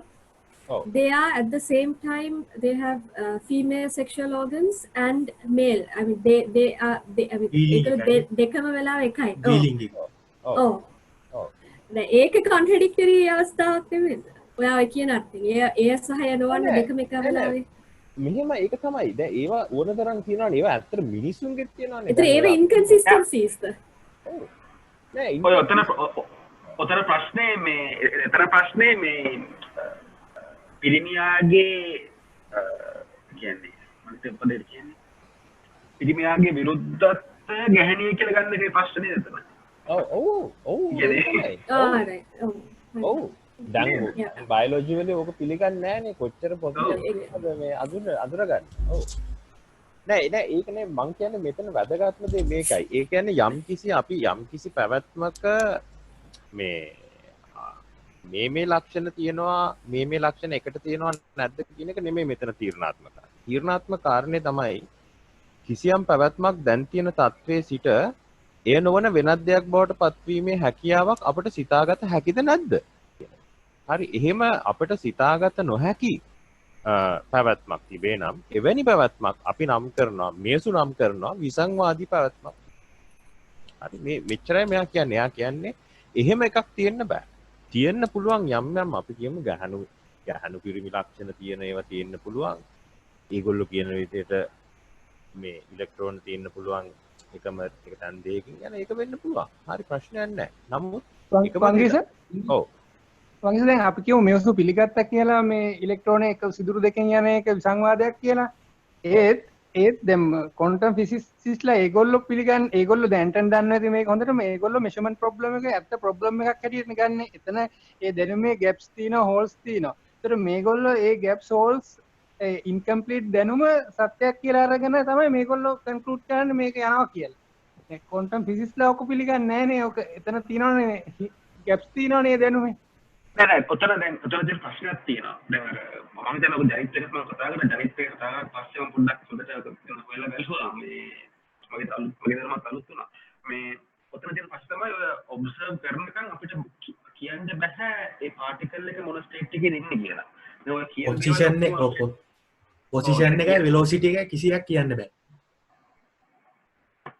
නෑ ඒක නෙවෙයි කියන්න පුළුවන්. ඒ කියන්නේ නෑ එහෙම නෙවෙයි. මම කියන්නේ ඔයා දැන් non scientific කෙනෙක්ට ඒක විස්තර කරන්න පොඩ්ඩක් අපි වගේ ඩයලොග් නෑ මෙහෙමයි. ඒ කියන්නේ දැන් ඔක කියනවා මේ හයිසන්බර්ග් කන්සෙප්ට් ප්‍රින්සිපල් කියලා ගත්තා. හයිසන්බර්ග් කන්සෙප්ට් කියන්නේ ඔය මොමන්ටම් එක දන්නවා නම් ඔයාට පොසිෂන් එක දැනගන්න බෑ. හරියට. පොසිෂන් එක දන්නවා නම් මොමන්ටම් එක දැනගන්න බෑ. හරියට. උගා එනර්ජි ටයිම් කියන එකක් තියෙනවා. මොමන්ටම් කියන්නේ මේ වෙලොසිටි එක. කොහොමද දැන් ඔකේ කියන්නේ ගියේ දැන් අපි මේ පාටිකල් එකේ අපිට මොකක්ද දන්නේ නැහැ කියලා දැන් අර උකර සිමල්ටේනියස්ලි එකම ස්පේස් ගොඩක තියෙනවා කියලා කියන එකක් කියනවනේ භෞතික විද්‍යාවේ. ඒකේ දැන් ඒක නමට කියන එකක් ඒක ඇත්තටම. ඒකෙන් කියන්නේ ඒකට ඇත්තටම හේතුව අපි දන්නේ නැහැ මේ පාටිකල් එකක් පෙර සත්‍ය දන්නේ නැහැ ඔබ්සර්ව් කරන එක. ඔව්. තේරෙනවද? ඒකේ පාටිකල් එක මන්නට පස්සේ කියන්න පුළුවන් මෙන්න මේකයි මේකේ මොමන්ටම් එක මේක තමයි මේකේ ස්පින් එක මේක තමයි මේක කියලා කියනවා මන්නට පස්සේ ඔබ්සර්ව් කරලා පස්සේ කනෙක්ෂන් එක පොසිබල් කියන්නේ ඒක තමයි. ඒ වගේ පැහැදිලි කරන්නේ ඔක්කොම කරන්නේ ඔබ්සර්ව් කරන්න කලින් මොකද්ද සත්‍ය කියන එක තමයි ඔක්කොම පැහැදිලි කරගෙන තියෙන්නේ. ඕක පැහැදිලි කිරීම විතරයි. ඒවා කිසිම වෙලාවක අර ප්‍රැක්ටිකලි අපිට කියන්න බෑ මේක තමයි හරි එක කියන්නේ. ඒක තමයි මම ඇහුවේ ඇන්ටන්ගෙන්. එතන මේ ප්‍රශ්නේ තියෙනව නේද? නෑ තියෙනවා. සුදාරු මෙහෙමයි. ඔයාට මම කියපු එක තේරුන්නේ නැහැ. මම මේ හීනෙන්වත් පිළිගන්නේ නැහැ මේගොල්ලෝ කියන එක. මට ඒක කිසිසේත්ම හේතු යන ප්‍රකාශයක් නෙමෙයි. හරිද? මම කියන එකම දේ තමයි දැන් අපි කියමුකෝ මේගොල්ලෝ දැන් ගැනීම වෙනුවෙන් මම මේ අපි කියන්නේ අර අපි හරි දැන් අපි ඕක මොහොතකට අමතක අපි එහෙම කියන්නේ අර තේරෙනවනේ. ඔව්. ඒ කියන්නේ මේගොල්ලෝ ඔය ටික අපි ඒ කියන්නේ ඔය ප්‍රශ්න මට හොඳටම තේරෙනවා මේ කිසිම දෙයක් මෙතන සාතික එන්න දෙන්න නරකයි කියලා. ඒක දැන් එතනටත් එන්න දෙන්න නරකයි. ඒගොල්ලෝ වැරදි තැනක ඉඳන්නේ ඒ වැරදි ඉන්කම්ප්ලීට් දැනුමක ඉඳන් තමයි ඒ කන්ක්ලූෂන් එකට ඇවිල්ලා තියෙන්නේ. ඒකයි මම කියන්නේ. ඒ වුණා එකකට නැත්තම මේගොල්ලෝ ඉන්න එකත් හොඳයි අපිට දැන් නෑ ඉන්නේ නෝලයි. විරෝධවාදී ඉන්නකොට අපේත් හොයන්නේ මම විසංවාදී තරත්මකට උදාහරණයක් අපිට දෙන්න පුළුවන් අර දෙවියෝ වගේ එකක් විතරයිද? විසංවාදී පැවැත්මක් කියන්නේ මෙහෙමනේ. ඒ කියන්නේ අපි හිතන්නේ මෙහෙම එකක් නිකන් ඒ කියන්නේ ඕනම එකක් දැන් මේ හයිලයිට් එක තියෙනවා සහ ඔව් ඒ හයිලයිට් මේක නොවන ඔව් ඔය හයිලයිට් එක සහ ඔය හයිලයිට් එක නොවන පැවැත්මක් එකට තියෙනවා. එකම මොහොතක එකම තැනක එක පැවැත්මක් ලෙස තියෙනවා. ඒ කියන්නේ මේ P සහ P negation එක දෙකම තියෙනවා. එතකොට ඒකම තමයි චතුස්කෝටිකයේදීත් කියන්නේ. හරිද? එතකොට ඒ කියන්නේ චතුස්කෝටිකය කොහොම හරි ඇත්ත කියලා කියන්නේ ඒක සාධනය කරොතින් අර ප්‍රශ්නේ එනවා. එතකොට දැන් දැන් මේගොල්ලෝ පෙන්වන්න හදන්නේ ඒකනේ. දැන් චතුස්කෝටිකේ ඇප්ලයි වෙනවා කියලානේ නැතෙන්ට මේ ඉලෙක්ට්‍රෝන වලට. ඒකයි ප්‍රශ්නේ මට තියෙන්නේ. කොහොමද පෙන්වන්නේ කියලා. නෑ මෙහෙමයි. ඒක තමයි. දැන් ඔක හරියට ක්ලියර් කරගන්න ඕනේ. කියන්නේ මං කියන්නේ ඒකයි මොකද මේක මෙතන තියෙනවා මේ මොකද්ද කියන්නේ අර ෆෝසස් ගොඩාක් වැඩ කරනවා එකිනෙක පරස්පර. හරි ඔය සියලුම ප්‍රශ්න නිරාකරණ පළවෙනි එක තමයි අපි කියමුකෝ චතුස්කෝටිකය කවුරු හරි තර්ක ශාස්ත්‍රය ඉගෙන ගත්ත කෙනෙක්. මම දන්න තරමින් ඔය අය මෙතන අය කවුරුත් මේ ෆෝමල් ලොජිෂියන්ස්ලා නැහැ. හරිද? ඒක අපි පැත්තකින් තියමුකෝ. ඒ තලයට යන්න ඕනේ නැහැ. හරි අපි කියමු දැන් නලින් සිල්වා කියන්නේ නේ එයාට මේ කොස්මොලොජි සම්බන්ධයෙන් ආචාර්ය උපාධියක් තියෙන එක්කෙනෙක්. හරි? එයා ඇවිල්ලා ලොජිෂියන් කෙනෙක් නෙමෙයි. හරි? මේ හරියට කියන්න ඕනේ. අනිත් අය ගැන ඉතින් කියලා වැඩක් නැහැ. එතකොට ආර්.ඩී. ගුණරත්න වගේ ලොජිෂියන්ස්. ඔව් ඒක වෙන ප්‍රශ්නයක්. මෙහෙමයි ඉතින් මේ නලින්ද සිල්වා හැමදේම දන්නවනේ ඉතින්. ඔව් නෑ ඒක තමයි. නෑ හරි ඉන්නකෝ. නෑ ඔව් නේ නේ බහුශ්‍රත නාත දෙයියෝ කියනනේ වදිට. ඔව් නෑ ඒක තමයි අපි කියමුකෝ නෑ මම මේ හරියට ක්ලියර් කරන්න මම මේ මුල ඉඳලා යන්න. පළවෙනි පියවර මම කිව්වේ ඒකයි අපි කියමුකෝ දැන් මම දන්න තරමින් මේගොල්ලෝ ලොජිස්ටික්ස් නෙමෙයි 아무 අපි කියමුකෝ ඒක අපිට මත පදනම තර්කයක් ගොනු ගන්න බෑනේ. අපි කියමු ඒගොල්ලන් හරි ශ්‍රේෂ්ඨ මේ ලොජිෂියන්ස්. හරි ඊට පස්සේ ඒගොල්ලන් විසින් තහවුරු කරනවා මොකක් හරි මන් දන්නේ ඒක තර්ක ශාස්ත්‍රය පිළිබඳ ලෝකයේ තුල චතුස්කෝටිකය කියන එක ඊටාම වැදගත් තර්ක ශාස්ත්‍රීය මූලධර්මයක්. එහෙම වෙලත් නැහැ. හොඳේ දැන් මම ඒක ආයි මේ පරිස්සමෙන් යන්නේ. හරි අපි කියමුකෝ ඒකත් උනා. ඒකත් වෙලා නැහැ හීනෙන්වත්. හොඳේ මේගොල්ලන් ඇරෙන්න කවුරුත් ඔක පිළිගන්නේ නැහැ මේ ලෝකේ කිසිම ලොජිෂියන් කෙනෙක්. හරි ඔය පැරාකොන්සිස්ටන්ට් ලොජික් අර මේවා එක මේවා තියෙනවා. නමුත් ඔය මේ චතුස්කෝටික තර්ක ශාස්ත්‍රය කියලා එකක් මම දන්න තරමින් නම් මේ කොහේ හරි විශ්වවිද්‍යාලයක තර්ක ශාස්ත්‍රය උගන්වන තැනක උගන්වන්නේ නැහැ. මම දන්න තරමින්. හරි මට මං කියන්නේ නැහැ. ඒ කියන්නේ මොකක් හරි ඔය ඒක උත්තරයක් තියෙනවනේ. ඒක උත්තරයක් තියෙනවනේ සිංහල බව. නෑ ඒක හරි. හරි. නෑ මම ඒක තමයි එන්නේ. ඒ ඔක්කොම ක්ලියර් කරමින්. අපි ඒකත් අතාරින්. හරි. එහෙමත් අතහැරලා මම මේගොල්ලන්ට උපරිම අර නිර්මාල්ගේ වගේ උපරිම වාසිය දෙන්න ප්‍රවේශයෙන් ගියොත් අපි කියමුකෝ රයිට් චතුස්කෝටික තර්ක ශාස්ත්‍රය අපිට තර්ක ශාස්ත්‍රීයව සිටීම සඳහා ඉතාම ප්‍රබල තියුණු සංකල්පීයව සංකීර්ණ දියුණුම ක්‍රමවේදයයි. හරි අපි හිතනවා. හරි. එතකොට මේකෙන් අදහස් වෙන්නේ නැහැ ජනිත්. මම කියන්නේ ඒකයි. මේකෙන් අදහස් වෙන්නේ නැහැ. එම නිසා චතුස්කෝටිකේ තර්ක ශාස්ත්‍රය ඇසුරින් අපිට සිටිය හැකි වීම මගින් අදහස් වෙන්නේ නැහැ. ඒ ආකාරයට යම් දේවල් පවතිනවා කියන. ඔයාට තේරෙනවද මං කියන එක? ඒක තමයි මම කිව්වේ අපිට උපරිම වශයෙන් කරන්න පුළුවන් ඕනනම් චතුස්කෝටිකයේ ඇසුරෙන් සිටිය හැකි යම් සිටුේෂන්ස් හිතන්න පුළුවන්. ඒකයි මම කිව්වේ අපිට අර දැන් contradictory situations හිතන්න පුළුවන් නේ. මං කිව්වේ නීතිය පිළිබඳ ප්‍රශ්න. හරි ඒ නීතියේ තියෙන පරස්පර ඒවා contradictory situation. නමුත් ඒකෙන් අදහස් වෙන්නේ නැහැ. එහෙම නැත්නම් අපි කියමුකෝ එක ෆ්ලයිට් ඩීටේල් එකක් තැන් දෙකක ඒක වැරදි ඩීටේල්ස් දෙකක් එකපාර එන්ටර් වෙලා තියෙනවා. හරි මේවා contradictory. නමුත් ඒකෙන් අදහස් වෙන්නේ නැහැ එවැනි contradictory පැවැත්මවල් තිබේ. ඒක ඇවිල්ලා තුන්වෙනි නේ ඒක ඇවිල්ලා metaphysical නැත්නම් ontological commitment එකක්. මට යමක් logically හිතන්න පුළුවන් වීම එකක්. ඒ logically සිටිය හැකි දේ පවතිනවා. කියා කීම තව එකක්. ඒ දෙවෙනි පියවර සඳහා අපි තව දේවල් කරන්න. අපි ලොජිකල් සිස්ටම් එකක් තුළ හිතන්න පුළුවන් කියන එකෙන් කිසිසේත් ඒකෙන් කරන්නේ මේක වළංගු නම් මේක වළංගුයි. ඔහොම එකක් නෙ තියෙන්නේ. ඒකෙන් කිසිසේත් අදහස් වෙන්නේ නැහැ චතුස්කෝටිකයට අනුව සිටිය හැකි දේවල් මේ ලෝකේ පවතිනවා කියලා. මෙන්න මේක ඒක ඇවිල්ලා සම්පූර්ණ වෙනස්. මේ චතුස්කෝටිකයට අනුව සිටිය හැකි පැවැත්මවල් නේ entities භූතාර්ථයන් හරියටම කියමුකෝ භූතාර්ථයන් මේ ලෝකේ පවතී හරි කියන එකක් අදහස් වෙන්නේ නැහැ. එහෙම එකක් ඒගොල්ලෝ කියනවා නම් අන්න පෙන්වන්න ඕනේ ඒගොල්ලෝ. ඒක කියලා හරියන්නේ නැහැ. අපිට චතුස්කෝටිකයේ අරව මේ වගේ කියලා හරියන්නේ නැහැ. අපිට භූතාර්ථයක් දෙන්න. එහෙම දෙන්න කිව්වහම කියන්නේ ඔය ඉලෙක්ට්‍රෝන එකයි. අයි නාත දෙවියෝයි. හරි ඕකනේ කියන්නේ. වංගිස මේ දැන් අර දැන් මෙයා මේසු මට තේරෙන විදිහට කියන්නේ විසංවාදී පැවැත්මක් කියලා. යමක එහි සියලු අනේකත්වයනුත් ඒකෙම දරා ගන්න පුළුවන්. ඔව්. ඒ හින්දා එයාට ඒක අර චේන්ජ් වෙන්න බෑනේ හින්දා. ඔව්. හින්දා අනිවාර්ය පැවැත්ම. දැන් ඕක මේසුගෙම ඩෙෆිනිෂන් එකක්ද නැත්නම් සාමාන්‍ය විසංවාදී පැවැත්ම ගැන තියෙන සාමාන්‍ය ඩෙෆිනිෂන් එහෙමයි. ඒක මෙහෙම මට තියෙන සීමිත දැනුමෙන් කියන්න පුළුවන්. මම තියෙන සීමිත දැනුමෙන් ප්‍රියන්ත මේක මේ අනිවාර්ය නෑ. ඒ කියන්නේ ඕකේ තියෙනවා. ඒ කියන්නේ අපි කියමු දැන් මෙයා මෙතන කියන්නේ ඇත්තටම කියනවා නම් maximal contradictory entity එකක් නේ. ඒ කියන්නේ උපරිම ලෙස විසංවාදී. ඒකේ විසංවාදී පැවැත්මවල තියෙන්න පුළුවන් ඊට වඩා අඩු ඩිග්‍රී. හරි. ඕකට ළඟින් යනකොට දැන් කාන්ටියන් contradictions almost I mean හැම අනේකත්වයක්ම එහෙම කියන්නේ නැති වුණාට අර ඉනිෂියල් කන්ඩිෂන් එක එකයිනේ එය සහ යනවන්න කියන එක even Aristotelian නේද? ඔව්. බේසික් එක එකයිනේ. ඔව්. වංගිසයි මම ප්‍රශ්නයක් අහන්න ගොඩක් වෙලා අහන්නේ. අර මේ නලින්ගේ අර මේ විත්ත සිදුරු පරීක්ෂණේ පොඩ්ඩක් මග හැරෙනවා වගේ කියන්නේ. ඒ කියන්නේ යා කියන්නේ ඉලෙක්ට්‍රෝනේ අර සිදුරු දෙකම යනවා කියන එක විතරක්ම නෙමෙයි. මේ චතුස්කෝටිකේ දාදියා කියන්නේ දැන් ඉලෙක්ට්‍රෝනේ හැසිරෙන්න පුළුවන් ඒකේ අංශුමය ලක්ෂණ තියෙන්න ඕනේ. ඔව්. කොහොමද අර අපි ඒ එක්ස්පෙරිමන්ට් එකේ ඇහෙන්නද කියලාද? ඔව් කියන්නේ. ඕකේ කියන්නේ.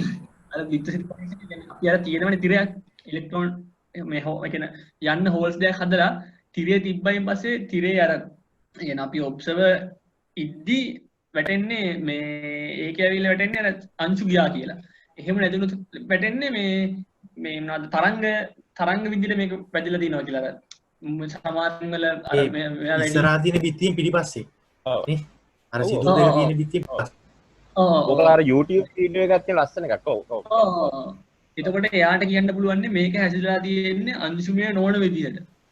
හරිද? එතකොට එතන ඇත්තනම කන්ට්‍රඩික්ට් වෙනව නේද? ඒ කියන්නේ මම කියන්නේ ගෝමේද ඔයා මෙතන ඒක තමයි මේක අර ප්‍රියාන්තක ප්‍රශ්නෙට සම්බන්ධයි. ඒ කියන්නේ මෙතන අපි කන්ට්‍රඩික්ටරි බීಯಿಂග් එකක් කියන්නේ මොකක්ද කියන එක නිර්වචනය කරගන්න ආකාරය අනුවත් මේක තීරණය වෙනවා. හරි ඒකට දැන් මම පිළිගන්නවා අපි කිව්වොත් එහෙම ඔව් ඔයා කියන එක විතර නෙමෙයි අරක වුණත් ඕනනම් කෙනෙක්ට කියන්න පුළුවන් එක්තරා ආකාරයකින් මේක විසංවාදයක් කියලා. ඒ කියන්නේ එකම ඉලෙක්ට්‍රෝනය එකම මොහොතක තන් දෙකකින් යනවා. එකම මොහොතක. හරි එකම මොහොතක. the same instance. හරි. ඉලෙක්ට්‍රෝන එකකට අංශුමය සහ ඒක නොවන කැරක්ටරිස්ටික්ස් තියෙන පුළුවන්. ඔව් වේව් පාටිකල් ඩුවැලිටි කියලා එකක් තියෙනවනේ. එතකොට ඒක ඇවිල්ලා අපි අර කලින් ගත්ත ඉන්ටර්සෙක්ෂන් වගේ අයිඩියා එකක් නෙමෙයිද? කන්ට්‍රඩික්ටරි නෙමෙයි. ඒක ඒකට වෙන දැන් අර ಜಾති දෙකක කැරක්ටරිස්ටික්ස් තියෙන පුළුවන්. ඔතන මේ ගෝමේද කියන එක ප්‍රහඬුව තේරෙන්නේ නැහැ. ඒ කියන්නේ මේ නිරීක්ෂකයා අනුව යථාර්ථය වෙනස් වෙනවා කියලා නේද ඔතන සුළුවෙන් අදී නලින් කියන්නේ. ඔව් ඒක නලින් කියන්නේ ඒක මට තේරිච්ච හැටියට නම් නිරීක්ෂකයා අනුව යථාර්ථය වෙනස් වෙනවා කියලා. කියන්නේ අර බලද්දි එක විදිහකට හැසිරෙනවා. අපි නැති වෙලාවෙදී ඒක නෙමෙයි. ගෝමේද මොකද්ද කියන්නේ? නලින් කියන්නේ මං කියන්නේ අපේ මේ සාමාන්‍ය දැන් අර ක්වොන්ටම් වර්ල්ඩ් එකේදී ඔබ්සර්වර් බලපෑමක් වෙන්න පුළුවන්. නලින් කියන්නේ ඒක. කියන එක කියනවා. ඒ අර පූසගේ ප්‍රශ්නේදී කියනවා තියෙන්නේ. මං දැන් හිතන්නේ. නෑ ඔය ඕකම ගෙනල්ලා නලින් කියනවා ඔයගොල්ලෝ බලන්න මේක මේ මගේ ලෝකේ පොතේ ඕකම ගෙනල්ලා එයා කියනවා නිරීක්ෂකයාගේ ස්වායත්තව මේ යථාර්ථය හැසිරෙනවා එක විදිහකට නිරීක්ෂකයා බලද්දී මේ අරක වෙන විදිහකට හැසිරෙනවා කියනවා නලින් කියන්නේ ඒකයි ඔය යථාර්ථයෙන් වෙනස් වෙනවා කියන්නේ ඒක මේක පොඩ්ඩක් පැහැදිලි වුණා මට ගෝමේද ආයි කන්ෆියුස් වුණා ඔව් මටත් පැහැදිලි නෑ ඒක තමයි මට දැන් මොකක්ද කියන්නේ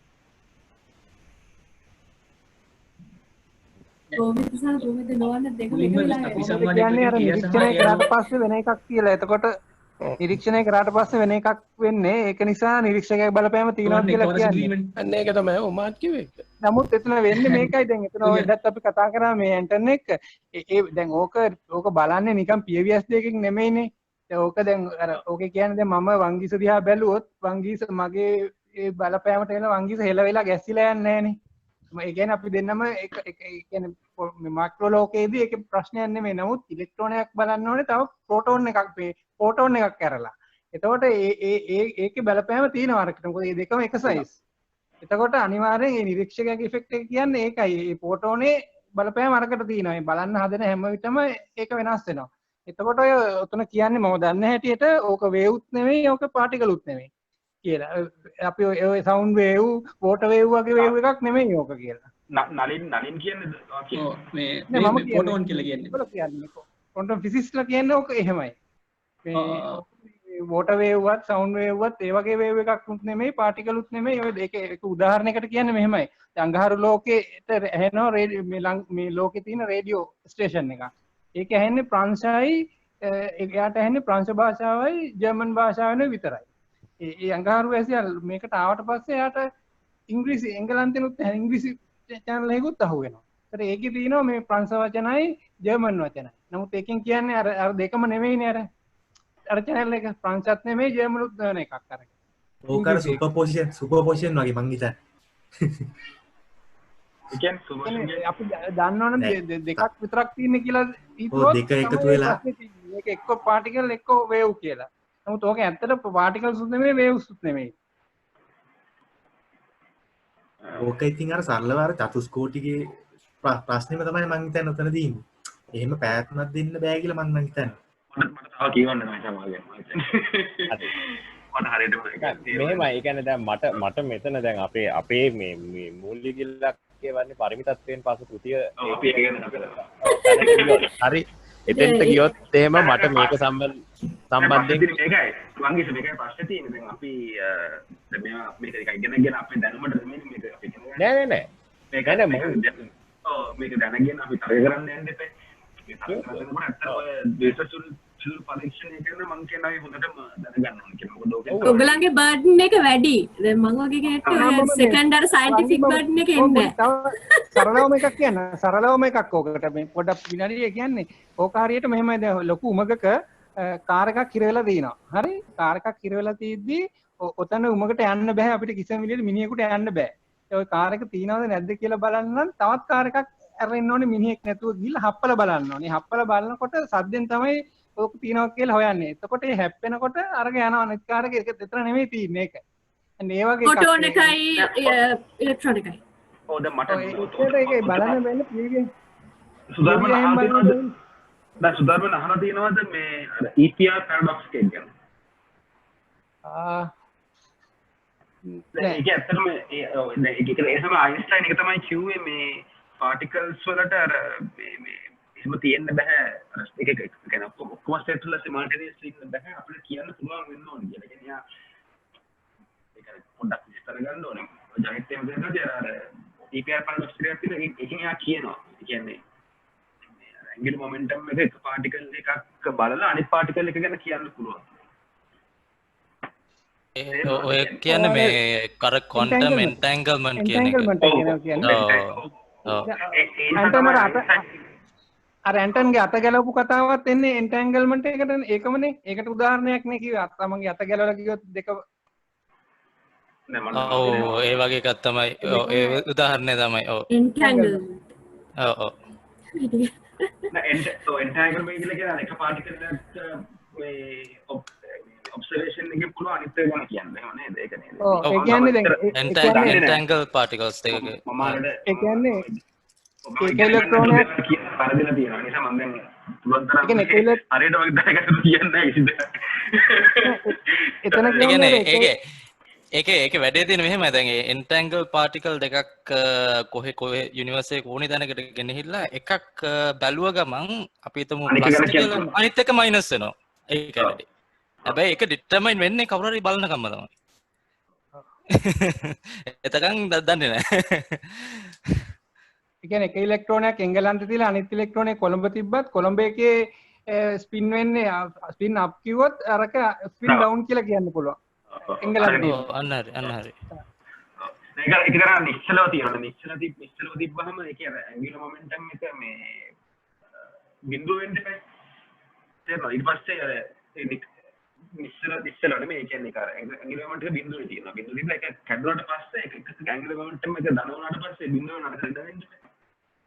එතනින් ආවේ ඔය ආලෝකයට වඩා වේගයෙන් ඔක ක්‍රියා කරනවා කියලා ආලෝකයට වඩා තියෙනවා කියලා මේ අයින්ස්ටයින් නෑ මෙහෙමයි ඒක තාම වැලිඩ් මොකද අයින්ස්ටයින් කියන්නේ කමියුනිකේෂන් එකක් තියෙන්න බෑ කියලා ලයිට් ස්පීඩ් එකට වඩා මෙතන කමියුනිකේෂන් එකක් නෑ මොකද මෙතන මෙහෙම බලන්න බෑ මොකද ඒ කවුරු ඕපන් කරනවද කියලා දන්නේ නෑනේ දැන් මම ඕපන් කරත් එක්ක නෑ තව කවුරු හරි කරත් ඒක හොයන්න බෑනේ ඒ කියන්නේ කමියුනිකේෂන් එකක් නෑ කොහෙද ඉතින් ඒකින්ද ඒක ගන්න බෑ තාම අයින්ස්ටයින් ඉන්නවා අයින්ස්ටයින් කියන්නේ මේ ඉන්ෆර්මේෂන් එවන්න බෑ කියලා මේ ඔව් ඉන්ෆර්මේෂන් එවන්න බෑ හරි ඉන්ෆර්මේෂන් එවන්න හරියටම හරි අපි දැන් මෙතන හොඳයි නේද පොඩි බ්‍රේක් එකක් ගන්න එකක් ගමු ඔව් මෙතනට ෂෙල්ටන් කූපර්ත් කියලා නේද විනාඩි 5කට හරි එහෙනම් අපි 25ට ඇත්තට මේසු කියන එක බැලුවොත් එයා දැන් මේක මම ගොඩක් කල්පනා කරපු එකක් තමයි එයා මෙතන 1 2 කියලා පියවර දෙකක් වෙන් කරන්නේ ඇයි මේ 236 පිටුවේ හරි කියන්නේ එයා මේ විරෝධයට ප්‍රතිචාර දැක්වීම සඳහා අපි මෙයා අප පියවර දෙකකින් කළ යුතුයි ප්‍රතිචාරය දැන් මෙයා පළවෙනි පියවර කියලා නම් කරන්නේ මේකනේ පළමු පියවරේදී අපගේ තිසීසේ සංගත බව යන්නට අනුව නැවත සූත්‍රගත කළ යුතු වේ අප සැබවින්ම සාධනය කර තිබෙන්නේ අසංගත පැවැත්මක් පවතී නම් ඒ අනිවාර්ය වන නිසා එය විය නොහැකි බවයි. මේක අර ප්‍රියන්තගේ ප්‍රශ්නයටත් උත්තරයක් මම මේ කියන්නේ. හරි, ඒ කියන්නේ මේසු පළවෙනි පියවර විදියට කියන්නේ මේක. හරි, අප සැබවින්ම සාධනය කර තිබෙන්නේ අසංගත පැවැත්මක් පවතී නම් ඒ අනිවාර්ය වන නිසා එය විය නොහැකි බවයි. මේ අනුව අපගේ පළමු කර්තව්‍යය වන්නේ විසංවාදයේ විය නොහැකි බව වෙත අප පැමිණි තර්කයම කිසිවක් අනිවාර්ය නොවන නිසා කිසිවක් අසංගත විය නොහැකි වේ යන්න තහවුරු කිරීමට සමත් වේ යන්න පෙන්වා දීමයි. එතකොට ඒ තලයේදී මේසු ඉන්නේ ටිකක් අර බොහොම අඩු මට්ටමේ අපි කියමු ටිකක් මිනිමල් ලෙවල් එකේ කන්ට්‍රඩික්ෂන්ස් එයාට පිළිගන්න පුළුවන්. හරි, මිනිමල් ලෙවල් එකේ කන්ට්‍රඩික්ෂන් පිළිගැනීමෙන් මේසුගේ ප්‍රවාදයේ අර්බුදයට යන්නේ නැහැ. ඒ කියන්නේ අපි පෙන්වන්න ඕනේ යම් සුවිශේෂ දේවල් අපි කියමු. ඒක තමයි මම කිව්වේ අපිට කිසි ප්‍රශ්නයක් නැතුව මෙතනදී ගන්න පුළුවන්. ඔය ඉලෙක්ට්‍රෝනයේ කතන්දරේ. හරි, ඉලෙක්ට්‍රෝනයේ දැන් එකම මොහොතක සිදුරු දෙකකින් ගමන් කරනවා කියද්දී එකම ඉලෙක්ට්‍රෝනය අපි ඒක පිළිගමු. මම කියන්නේ ඒක ඊට පස්සේ ඒක නිවැරදිද නැද්ද කියන එක විද්‍යාඥයෝ විසඳ ගන්න ඕන එක වෙනම එකක්. මම කියන්නේ ඒක අපිට මේ වාද කරලා තහවුරු කරන්න අපේ විශේෂඥ දැනුමට අයිති එකක් නෙමෙයිනේ. ඒක ඇවිල්ලා ක්වොන්ටම් භෞතික විද්‍යාව සම්බන්ධයෙන් න්‍යායික විවරණ කරන අය විසින් සිදු කළ යුතු එකක්. නෑ, ඇත්තටම ඒගොල්ලෝ තමයි මේ වැඩේ කරන්නේ. අද වෙනකනුත් ඔය එකම නිගමනට ඇවිල්ලා නැහැ. එහෙම තියෙන එකක් තමයි මේගොල්ලෝ ගේන්නේ මේ හරි කියලා. ඒක තමයි මම කියන්නේ. ඒක තමයි. ඒකේ ඉන්ටර්ප්‍රිටේෂන් ගොඩක් තියෙන්නේ. කොපන්හේගන් ඉන්ටර්ප්‍රිටේෂන් කියයි, මිනිවල් තියරි කියයි, ඔය ඔබ්සර්වර්ගේ ප්‍රශ්නේ නිසානේ. ඔව් මට ඒක තේරෙනවා. එතකොට මම කියන්නේ නමුත් දැන් මෙතන මේසුගේ ප්‍රවේශ බල මේසු කියන්නේ අපි කියමුකෝ දැන් ඒක නෙමෙයිනේ මෙයාට මෙතන ප්‍රධාන ප්‍රශ්නය. ඒ කියන්නේ අපි කියමු දැන් මෙතන ප්‍රධාන ප්‍රශ්නය ඇත්තටම මෙයාගේ පළවෙනි ඒ කියන්නේ මේක යටින් අන්ඩර්ලයින් තිසිස් එක තමයි අනිවාර්ය පැවැත්මක් විය නොහැකි වේ කියන. ඒකනේ මේකේ පදනම මේ සමස්ත මේ තර්කේ යමක් අනිවාර්ය වන්නේ නම් මේ විය නොහැකි. ඒක නිසානේ අපිට අපි කියමු මේසුගේ ප්‍රවාදය ඇසුරෙන් අපිට ප්‍රතික්ෂේප කරන්න පුළුවන් වෙන්නේ සර්ව බලධාරී දෙවියන් වහන්සේ හරි මොකක් හරි මෙටෆිසිකල් ස්ටේට්මන්ට් එකක් අපි ගත්ත අනිත්‍යවත සංඛාරා හරි මොකක් හරි ඒ වගේ සදාකාලික ඒ කියන්නේ අනිවාර්ය ලෙස යමක් වළංගු වේ. මේ යමක් අනිවාර්ය වේ කියලා ප්‍රකාශ කරනවා නම් ඒක අපිට පිළිගන්න පදනමක් නැහැ. ඒකනේ අපි දැනට තහවුරු කරලා තියෙන්නේ. එතකොට එතන එම තහවුරු කිරීමේ සිට ඊළඟට පියවරක් ලෙස තමයි මේස යෝජනා කරන්නේ අපිට ඒ ඇසුරින් අතිරේක පියවරක් තියන්න පුළුවන්. ඒ තමයි පවත්නා කිසිම දෙයක් විසංවාදී විය නොහැකි කියන එක. එතකොට ඒ පියවර තියෙනකොට මෙතන ලොජිකල් ප්‍රශ්නයක් එනවා. හරි, ඒක එයා දන්නවනේ. ඒක දැන් අපි මුහුණ දීලා තියෙන මේ ප්‍රශ්නෙටනේ. මොකද අපි පිළිගන්න ඕනේ සමකාලීන තර්ක ශාස්ත්‍රය තුල යම්කිසි අවස්ථාවන් පිළිබඳව සිටීමේදී ප්‍රාදේශීය මේ පරස්පරතාවයන්ට ඉඩ දීමේ හැකියාවක් තියෙනවා. ඒක කිසි ප්‍රශ්නයක් නැහැ. එතකොට අපි නමුත් මෙතන මේ මේසු විසින් නම් කරන්නේ ඇත්තටම අර අපි මේ කියන ආකාරයේ විසංවාදයක්. ඒ කියන්නේ යම්කිසි අපි කියමු ඉලෙක්ට්‍රෝනයක් තිබේ. මේගොල්ලන්ට අන්න එහෙම එකක් කිව්වොත්. ඒ කියන්නේ ඉලෙක්ට්‍රෝනයක් තිබේ. එය පවතින්නේ ඉලෙක්ට්‍රෝනයක් ලෙස සහ ඉලෙක්ට්‍රෝනයක් නොවන ලෙස. එකම මොහොතක එකට පවතිනවා කිව්වොත්. ඒක කිසිසේත් විය නොහැකි. ඒක ඉම්පොසිබල් කියලා පෙන්වන්න පුළුවන් මේසුගේ ප්‍රවාදයස. ඒකට කිසිම හානියක් වෙන්නේ නැහැ අර කතන්දරේ. අපි කිව්වොත් එහෙම එක ඉලෙක්ට්‍රෝනයක් සිදුරු දෙකකින් යනවා කියන එක පරම සත්‍යයක් ලෙස අපි බාරගමුකෝ. හරි, මේක ඒගොල්ලන්ට එහෙම පිළිගන්නත් බෑ. මම මේ ඔක්කොම මේ කැලේ ටික අතහැරලා මම කියන්නේ. මේක පරම සත්‍යයක්. හරි, ඉලෙක්ට්‍රෝනයක් සිදුරු එක ඉලෙක්ට්‍රෝනයක් සිදුරු දෙකකින් යන එක පරම සත්‍යයක් වේ කියලා අපි කියමුකෝ. එතකොට එම අර්ථයෙන් ගත්තද එය කිසිම ගැටලුවක් නොවන්නේ ඊළඟ මොහොතේදී එම ඉලෙක්ට්‍රෝනය එවැනි හැකියාවක් නොමැති විය හැකියි. එහෙම නැත්නම් එම ඉලෙක්ට්‍රෝනය නොවන වෙන දෙයක් බවට පත් විය හැකියි. මොකද ඒක අවසානයේදී මේ අහඹු භවයේ අනිවාර්යතාවයට යටත් ප්‍රාදේශීය මේ විසංවාදයක් එතන අපි විසංවාදයක් කියලා එක නම් කරොත් ඒක අපිට ඕන නම් කරන්න පුළුවන් මිනිමල් නේ අවම මට්ටමේ විසංවාදයක්. හරි, ඒක මැක්සිමල් කන්ට්‍රඩික්ෂන් එකක් කියන එක තමයි කවදාවත් වෙන්න බැරි. මේසුගේ පද්ධතිය තුල. කියන්නේ සැකේ වාසිය ඒගොල්ලන්ට දුන්නත් මේසුගේ තර්කයට හානියක් වෙන්නේ නැහැ කියන එක නේ. වෙන්නේ නැහනේ. කිසිම හානියක් වෙන්නේ නැහැ. හරි. ඒක තමයි මේ මම ඒක කියන්නේ මේක අර පියවර දෙක පිළිබඳ එයාගේ අදහස හරි වැදගත්. මේ පළවෙනි පියවර අපි අසංගත මේ පැවැත්මක් කියන එක වෙත මේක අපි ගේනවා. එතන ඉඳන් අපි ඒක බාරගත්තා. දැන් තේරෙනවද? කියන්නේ මේසුගේ ප්‍රවේශය කියන්නේ එයා කියන්නේ රයිට්. ඔයා එන්න මට ගහන්න. මම එනවා මං පිළිගන්නවා. මම පළවෙනි ෂොට් එක කනවා. හරි මම පළවෙනි ෂොට් එක කාලා මං කියනවා රයිට් නෑ මම බහින්නම් මං හිටපු තැනින් මෙතෙන්ට. මේ මම මේ කියන එක අදාළ වෙන්නේ අසංගත පැවැත්මක් පරම ලෙස වියනවා හැටි වේ කියන. එතෙන්ට මං එනවා. එතන ඉඳන් ඊට පස්සේ මම දැන් ඔයාගෙන් පෙරලා ප්‍රශ්න අහනවා ඊළඟට. ඒක දෙවෙනි පියවර. අන්න ඒක තමයි මේසු කියන්නේ. මම දෙවෙනි පියවර වශයෙන් අහනවා රයිට් හරි දැන් මම පිළිගන්නවා පැරා කන්සිස්ටන්ට් ලොජික් හරි මොනවා හරි ඒ වගේ තර්ක ශාස්ත්‍රය ඇසුරින් අපි පැරා කන්සිස්ටන්ට් ලොජික් උත් අතාරිමුකෝ. අපි කෙලින්ම ගමුකෝ මේ නියම බඩුව මේ චතුස්කෝටිකය.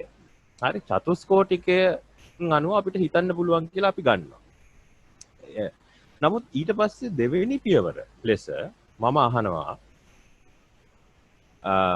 ඔයා පෙන්වන්න ඕනේ මට දැන් මේ චතුස්කෝටිකය ඇසුරින් අපිට යම් යම් සිටුේෂන්ස් හිතන්න පුළුවන්. හරි ඕකේ. හැබැයි ඒ පෙන්වන සිටුේෂන්ස් සත්‍ය වශයෙන්ම අපි මේ කියන ආකාරයේ විසංවාදී පැවැත්මක් ලකුණු කරන අවස්ථාවල්ද අපි කතා කරන්නේ දේහි එහිම ස්වરૂපයේ ලක්ෂණයක් සම්බන්ධයෙන්. මෙන්න මේක හරි වැදගත්. අපි කතා කරන්නේ යම්කිසි නේ තාර්කික පද්ධතියක ස්ටේට්මන්ට් එකක් ගැන නෙමෙයි. අපි කතා කරන්නේ දේහි ලක්ෂණයක් ගැන. එහිම ස්වરૂපයෙන්. එමාර්ථයෙන් ගත්තාම තමයි අපි කියන්නේ ඒක කවදාවත් එය සහ එය නොවන දේ බවට එක මොහොතක වෙන්න බෑ.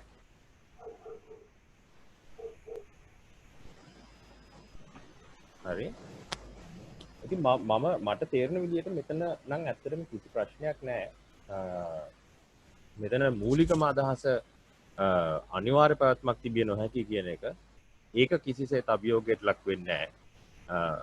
මට මම අර සම්සු මේ ගැන දාලා තිබුණු නෝට් එකක් තියෙනවා එයාගේ බ්ලොග් එකේ මම ඒකත් බැලුවා අර මම හිතන්නේ හැමෝම දකින්න ඇති අර සිදුරු දෙකේ පරීක්ෂණයේ පින්තූරයක පුදින් දාලා එයා කරේ මේ ඒක ගත්තත් එයා කියන්නේ ඒකේ අනිවාර්ය පැවැත්මක නොහැකියාව කියන එක එයා චැලෙන්ජ් කරන්නේ නැහැ එතනදී.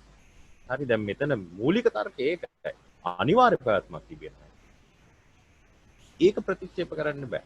අනිවාර්ය පැවැත්මක් තිබෙන්නේ නොහැකි කියන එක නිසා තමයි මේකට පුළුවන් වෙන්නේ metaphysical statements සහ නැත්නම් අපි කියමුකෝ මේ religious ontologies ප්‍රතික්ෂේප කරන ආගමික සත්භාවය සහ පාරභෞතික විද්‍යාත්මක ප්‍රකාශ ප්‍රතික්ෂේප කරන්න යට පුළුවන් වෙනවා. ඒකට ඒ කරන්නේ මේ උතන මෙයා මේ අනිවාර්ය පැවැත්මක් නැහැ කියන එක උඩනේ එයා මේ විසංවාදී පැවැත්මක් නැහැ කියලා කියන්නේ. ඔව්. කියන්නේ අනිවාර්ය පැවැත්මක් නැහැ කියන එක හරි කියලා ප්‍රිසපෝස් කරලා තමයි කියන්නේ මේ විසංවාදී පැවැත්මක් නැහැ. ඔව් ප්‍රිසපෝසිෂන් ගන්න නෙමෙයි. ඔව්. හරි. ඒ කියන්නේ එයා ඉස්සලා එස්ටැබ්ලිෂ් කරනවා අනිවාර්ය පැවැත්මක්. හැබැයි අපි හිතමු මේ එහෙම විසංවාදී පැවැත්මක් තියෙනවා කියලා තමයි කියන්නේ. දේහි එහිම ස්වරූපයේ විසංවාදී පැවැත්මක් තියෙනවා. ඔව්. එහෙම වුණොත් අර අනිවාර්ය කියන්නේ අනිවාර්ය පැවැත්මක් නැහැ කියන එක බිඳ වැටෙනවා නේද? දැන් මෙහෙමයි. ඔය ප්‍රශ්නේ පියන්ත අපි කල්මි කතා. ඕක ඇවිල්ලා අර ඕකේ ඔය ආකෘතියම තමයි අර ආගමේ එකත්. ඒ කියන්නේ දැන් අපි කියමු අන්තිමට ගිහලා අර මතක ජනිත්ගේ මේ අර රිකරන්ස් මොකද්ද මට මතක නැහැ ඒ ටර්ම් එක. රිකරින් පැටර්න් එක රිකර්සිව් පැටර්න්. ඔව් රිකර්සිව් පැටර්න් එක පිළිබඳ ප්‍රශ්නෙත් එහෙම එකක් නේ. ඒ කියන්නේ එතකොට වාර්ත කරනවා ඒකේ බර්ඩන් ඔෆ් ප්‍රූෆ් තියෙන්නේ ඒක යෝජකයා. හරි හරි. ඒක හරි හරි. ඔව්. හරි ඒ කියන්නේ අපි කවුරු හරි කිව්වොත් එහෙම ඔය ඔක්කොම කිව්වත් ඉතින් සර්ව බලධාරී දෙවියන් හිටියා කියලා ඔප්පු කරොත් එහෙම මොක ඉවරයි. ඔව් ඉතින් අනිවාර්යයෙන්. ඒක of course. ඉතින් නමුත් එකම දේ දැන් අපි දැන් මේ මෙතන අපි ලොජිකල් ආගියුමන්ට් එකක් තුලනේ ඉන්නේ. කවුරු හරි ඇවිල්ලා කිව්වොත් එහෙම නෑ මට ඔය ඔක්කොම වැඩක් නෑ. මම හිතනවා ඒක නිසා මේ කියන්නේ අපි දැන් දාර්ශනික පද්ධතියක් බිහි කිරීමේ පියවර අනුගමනය කරනවා කියන එක හැමතිස්සෙම මතක තියාගන්න. මොකද ඒ කියන්නේ අපි අර මුල් කෑලි ටික අමතක කරොත් මෙයා යම් කිසි පිළිවෙලකට එන්නේ සරල යථාර්ථවාදය අභියෝග වෙනවා. බාක්ලි නේ පරිමිතත්වයෙන් පසු පටන් ගන්න මෙහෙමනේ. කාන්ට් විසින් නෙමෙයි ඒ වෙන විටත් බාක්ලි විසින්ම බාක්ලිම ඉවර කරලා තියෙනවා. බාක්ලිම චැලෙන්ජ් කරනවා. ඊට පස්සේ බාක්ලිගේ පොසිෂන් එකට වඩා දියුණු පොසිෂන් එකක් කාන් ගේනවා නේ. කාන් ගේන්නේ බාක්ලිට පැහැදිලි කරන්න බෑ මේ ඔක්කොම ඇතුළත් වෙන මනසක් ආරම්භ වෙන්නේ කොහොමද කියන එක දෙවියන්ගේ ප්‍රශ්නේ ගාව ගන්න නැතුව. එතකොට කාන්ට ඒකට විසඳුමක් දෙනවා. කාන්ට් කියනවා නෑ ඔක්කොම ඇතුළත් වෙන මනසක් නෙමෙයි තියෙන්නේ. අපිට මානසික ලෝකයක් තියෙනවා. ඒකට බාහිර උදයක් ඒකට සාපේක්ෂව බාහිරත්වයක් මුණ ගැහෙනවා. ඒ බාහිරත්වයේ ආරම්භය අපි දන්නේ නැහැ. ඒක ඊට කාන්ට් කියනවා දෙහියේම ස්වરૂපය. ඊට පස්සේ ශක්තිමත් සහ සම්බන්ධතාවාදය ඇවිල්ලා කියනවා දෙහියේම ස්වરૂපයක් තියෙනවද කියලාවත් අපි දන්නේ නැහැ. අපි දන්නේ ඊටාම ප්‍රාථමික කරුණක් ලෙස මම යම්කිසි බාහිරත්වයක් විතර නිරාවරණය වී තිබේ. මේ දෙක අතර සම්බන්ධයක් ලෙස මගේ පැවැත්ම සකස් වී ඇත. එතකොට මේක තමයි අපිට දාර්ශනිකව සිටිය හැකි බවේ සීමාව. එතකොට අන්නේ ඒක හරි වැදගත්. දාර්ශනිකව සිටිය හැකි බවේ සීමාව අපි ඉස්සෙල්ලා දැන් ලකුණු කරගෙන. ඒක කවුරු හරි දැන් ඒක චැලෙන්ජ් කරනවා නම් එයා අර ඒ වගේ එතන මේ මුල තැනකට ගිහින් එතනින් චැලෙන්ජ් කරන්න. ඔයා මෙන්න මේ උපකල්පනය වැරදි. මේක නෙමෙයි දාර්ශනිකව සිටිය හැකි බවේ සීමාව. මේකට අපිට දෙන්න පුළුවන් තව විකල්ප. දෙවියන් ඉන්න පුළුවන්. රිකර්සිව් පැටර්න් එකක් තියෙන්න පුළුවන්. විසංවාදී පාත්. ඒ වගේ මොකක් හරි අතන ඒ කියන්නේ ඒ වගේ අර එක පියවරකින් තමයි මේ කඩන්න ඕන. ආයි අන්තිමට අහන්න බෑ. ඒ කියන්නේ බැරි වෙලාවත් යථාර්ථයක් තිබ්බොත් වගේ ප්‍රශ්න අහන්න බෑ. හරි. මේ එතකොට මෙයාට මේක මම අතන ඉස්සරහට තව කියුවේ නැහැ. උතරින් තමයි මම කියලා නතර වෙලා තියෙන්නේ. මෙයාට මේ විසංවාදී පැවැත්ම නැහැ කියන එක මේ ඉස්සරහට ඕන වෙනවා. අතන අයි එයා ඔක ගේන්නේ. දැන් මේක මෙහෙමයි. ඒ කියන්නේ මේක මෙයාට අවශ්‍ය වෙන්නේ අර මේ කියන්නේ දැන් මෙයාට ඕනේ කාන්ට් දැන් මෙයා යන්නේ උඩ ඉඳලා පල්ලෙහාට දැන් එක්තරා විදිහක දැන් මෙයා දැන් මම මේසු ගැන මම පේපර්ස් දීලා නැහැ කියලා මේ චෝදනාවක් කරන දැන් මෙයා මේක කියන්නත් ඊට දැන් මේ නම පවියන් නමක් මම කියලා දාන්නම් ඒකනේ කවන්නේ නැහැ. කියන්නේ මම ඇත්තටම හිතන් ඉන්නවා මේ පේපර් එක ලියන එක රිටර්න් ඔෆ් නයිව් රියලිසම්. හරි ඒ කියන්නේ දැන් මේසුගේ ඇත්තටම තියෙන්නේ මේ අර ඉන්නේ රිටර්න් ඔෆ් ද කිං චිත්‍රපටි වගේ ලෝඩ් ඔෆ් ද රින්ග්ස් වල මේ ඒ කියන්නේ දැන් නයිව් රියලිස්ට්නේ කියලා ගණන් ගන්නෙම නැත්තේ. බොළඳ යථාර්ථවාදියාවනේ.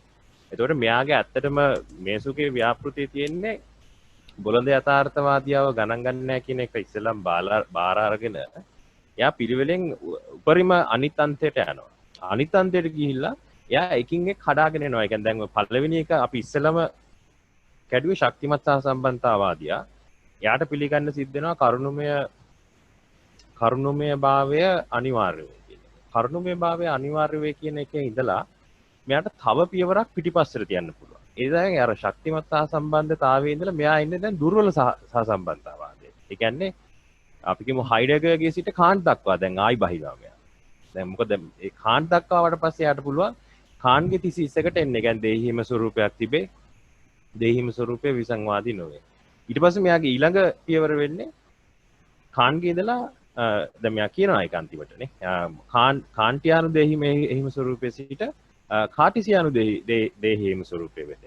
කාටිසියානු දෙහිම මොකද කාන්ටියානු දෙහිම ස්වරූපයේ සම්බන්ධයෙන් අපිට කිසිවක් කිව නොහැකි. තාමත් බෑනේ. ඒ කියන්නේ අපිට දැන් තාමත් කියන්න පුළුවන් කාන් කියන දෙක විතරයි. අපිට කියන්න පුළුවන් දෙහිම ස්වරූපයක් තිබේ. දෙහිම ස්වරූපය විසංවාදී නොවේ. කාටිසියානු තැනට ආවට පස්සේ අපිට පුළුවන් දෙහිම ස්වරූපය ගැන ඊට වඩා දේවල් දෙහිම ස්වරූපය අඩි 5ක් දිගයි ඔන්න වගේ දේවල් කියන්න පුළුවන්. හරි. එතකොට එයාට ඕනේ ඊළඟ පියවරට. කලා අවසානයේ මෙයා එන්නේ එක්තරා විදියකට අපෙන් පරිබාහිර යථාර්ථයක් තිබේ. ඒ යථාර්ථය සම්බන්ධයෙන් අපිට දැනුම ලබා ගත හැකියි. හරි. එතකොට අර නයිව් රියලිස්ට්ගේ පොසිෂන් එකට තමයි මෙයා එන්නේ. ඉතින් ඒකට එන්නේ අර ලොකු මේ ඕෂන්ස් 11 චිත්‍රපටිය වගේ නේ අර කෙල්ලව දිනා ගන්න විතරයි තියෙන්නේ අන්තිමට. වෙන මොකුත් නැහැ ෆිල්ම් එකේ. නමුත් ඒකට ලොකු ගේමක් ගහනවා. නේ අර මේ ජිජැක්ගේ තියෙන්නේ මේ ස්පීල්බර්ග් සම්බන්ධයෙන් ප්‍රකට විචාරය දන්නවනේ. ස්පීල්බර්ග්ගේ චිත්‍රපටිවල අවසානයේ මේක හරියට මාර නිරීක්ෂණයක් ඒකනේ. ස්පීල්බර්ග් හැම චිත්‍රපටයක්ම බලන්න මේකේ තියෙන්නේ දුර්වල තාත්තා කෙනෙක් සහ දුර්වල තාත්තා කෙනෙක් පිළිබඳ ප්‍රශ්නයක්. ඒ දුර්වල තාත්තා එයාගේ පීතෘ භූමිකාවට අවතීර්ණ වීමේ නොහැකියාවකින් පෙළෙනවා බෙලහීනතාවයකින්. ඒ බෙලහීනතාවය එයාට අතහැරලා එයාගේ පීතෘ භූමිකාව වෙත යන්න බල කරන බාහිර දෙයක් හැමතිස්සෙම එනවා. එක්ක පිටසක් වලින් එනවා, ඩයිනෝසෝරයෝ එනවා, නත්සි එනවා, මොක්කු හරි කොහරි පිට මේ බාහිර සතුරෙක් ඇවිල්ලා මහා විනාශයක් කරනවා. නමුත් තාත්තයි පුතා අතර සම්බන්ධය තමයි මේක අන්තිමට තියෙන්නේ. ඒ වගේ එකක් තමයි අන්තිමට මේසුගේ දර්ශනයේ තියෙන්නේ. අන්තිමට the return of the naive realist. ඉතින් ඒක නිසා මම කියන්නේ මේ වාගේ ප්‍රශ්නෙට උත්තර තමයි අර උපක්‍රමිකව යාට වැදගත් කාන්ට්ගේ thesis එකට එන එක. අර ප්‍රධාන එකේ සිට දෙහිම ස්වරූපයක් තිබේ. ඒ කියන්නේ අපි කියමු නැත්නම් අර ප්‍රශ්නේ ගත්තොත් ඇයි why is there something rather than nothing නේ? යයි යමක් තිබෙන්නේ. ඔව් යමක් තිබෙනවා අනිවාර්යයෙන්. යමක් තියෙනවා ඒ තියෙන දෙය විසංවාදී නොවේ කියන එක්තරා විදිහට ඇත්තටම අපිට නිකන් අපි කියමුනේ ඉන්ටියුටිව් අර්ථයක් ගත්තොත් ලෝකේ සම්බන්ධයෙන් අපිට තියෙන ඒකනේ අදහසනේ සාමාන්‍ය මිනිස්සු ලෝකේ තේරුම් ගන්න ආකාරය. තුල පිටිපස්සේ තියෙන මේ දැනුම මේ ලෝකේ යම් දේවල් තිබේ අපිට ඒවා දේවල් ලෙස තමයි තේරුම් ගන්න වෙන්නේ. ඒවා එකිනෙකින් වෙනස් වෙන් කිරීමේ නිර්ණායක තිබේ. මෙන්න මේ මෙතෙන්ට කොහොමද දාර්ශනිකව අපි නැවත එන්නේ කියන එක. හරි ඒක සහ ඒක අවසානයේ තියෙන්නේ අපි කොහොමද ආගමික අර්ථකථනවල ආධිපත්‍යයෙන් සියවස් ගණනක් දර්ශනය යටත් වෙලා තිබුණු දර්ශනය ගලවලා නැවත භෞතිකවාදයක් වෙත යන්නේ. මිනිසාගේ නිදහස සහ විමුක්තිය පිළිබඳව මේක අර ක්‍රිෂාන්ගේ ප්‍රශ්නෙත් නේ මිනිසාගේ විමුක්තිය පිළිබඳව මේ භෞතික ලෞකිකවාදී පිළිතුරක් අපි ගොනු කරන්නේ කෙසේද කියන ප්‍රශ්නේ තියෙනවා. මහා දැන්තු අපෘතය අරක තමයි මේකේ වැදගත්කම. නමුත් හැබැයි එකම දෙයක් නැවත මෙතන මේ පරිමිතත්වයෙන් පසු පොතේ මේ සාකච්ඡාව ගන්න නැහැ. මට තේරෙන විදිහට ඒක ගන්න ඉතිරිදී සමහරලාට ගනි. මට තේරෙන විදිහට ඒක ලොකු අවශ්‍යතාවයක් නෙමෙයි.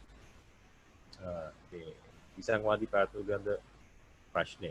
ඒ කියන්නේ අර අපි මුහුණ දෙලා තියෙන විශේෂ ප්‍රශ්න යටතේ ඒක ටිකක් ලොකු අවශ්‍යතාවයක් වගේ අපිට දැනුණට අත්ත වශයෙන් මේක ලොකු අවශ්‍යතාවයක් නෙමෙයි මේ සුදු ව්‍යාපෘති. මොකද මට තේරෙන විදිහට මේක යාගේ මූලික පොයින්ට් එක බොහොම සරලයි. සහ ඒක ක්ලියර්. ඒක හොඳට තහවුරු වෙන එකක්. එයා කියන්නේ මේ අනිවාර්ය පැවැත්මක් තියෙන බෑ. අනිවාර්ය පැවැත්මක් තියෙන බැරි නිසා පරම ලෙස විසංවාදීනේ මැක්සිමල් උපරිම විසංවාදී පැවැත්මක් කියලා එකක් තියෙන්න බෑ කවදා. පොඩි ඒවා පුළුවන්. අපි ඕනනම් ඉලෙක්ට්‍රෝනයක් පිළිගමු. ඒක මේසු කියයි. මම ඕන එකක් පිළිගන්නම්. ඕගොල්ලෝ කියනවා නම්. කියන්නේ.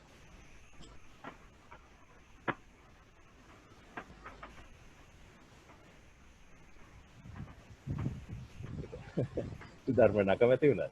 පිළිගන්න. හරි. ඊට පස්සේ මේකේ තියෙන්නේ මේ වචන තෝර ගැනීම. ඒ වචන ටික මතක තියාගන්න එක වැදගත්.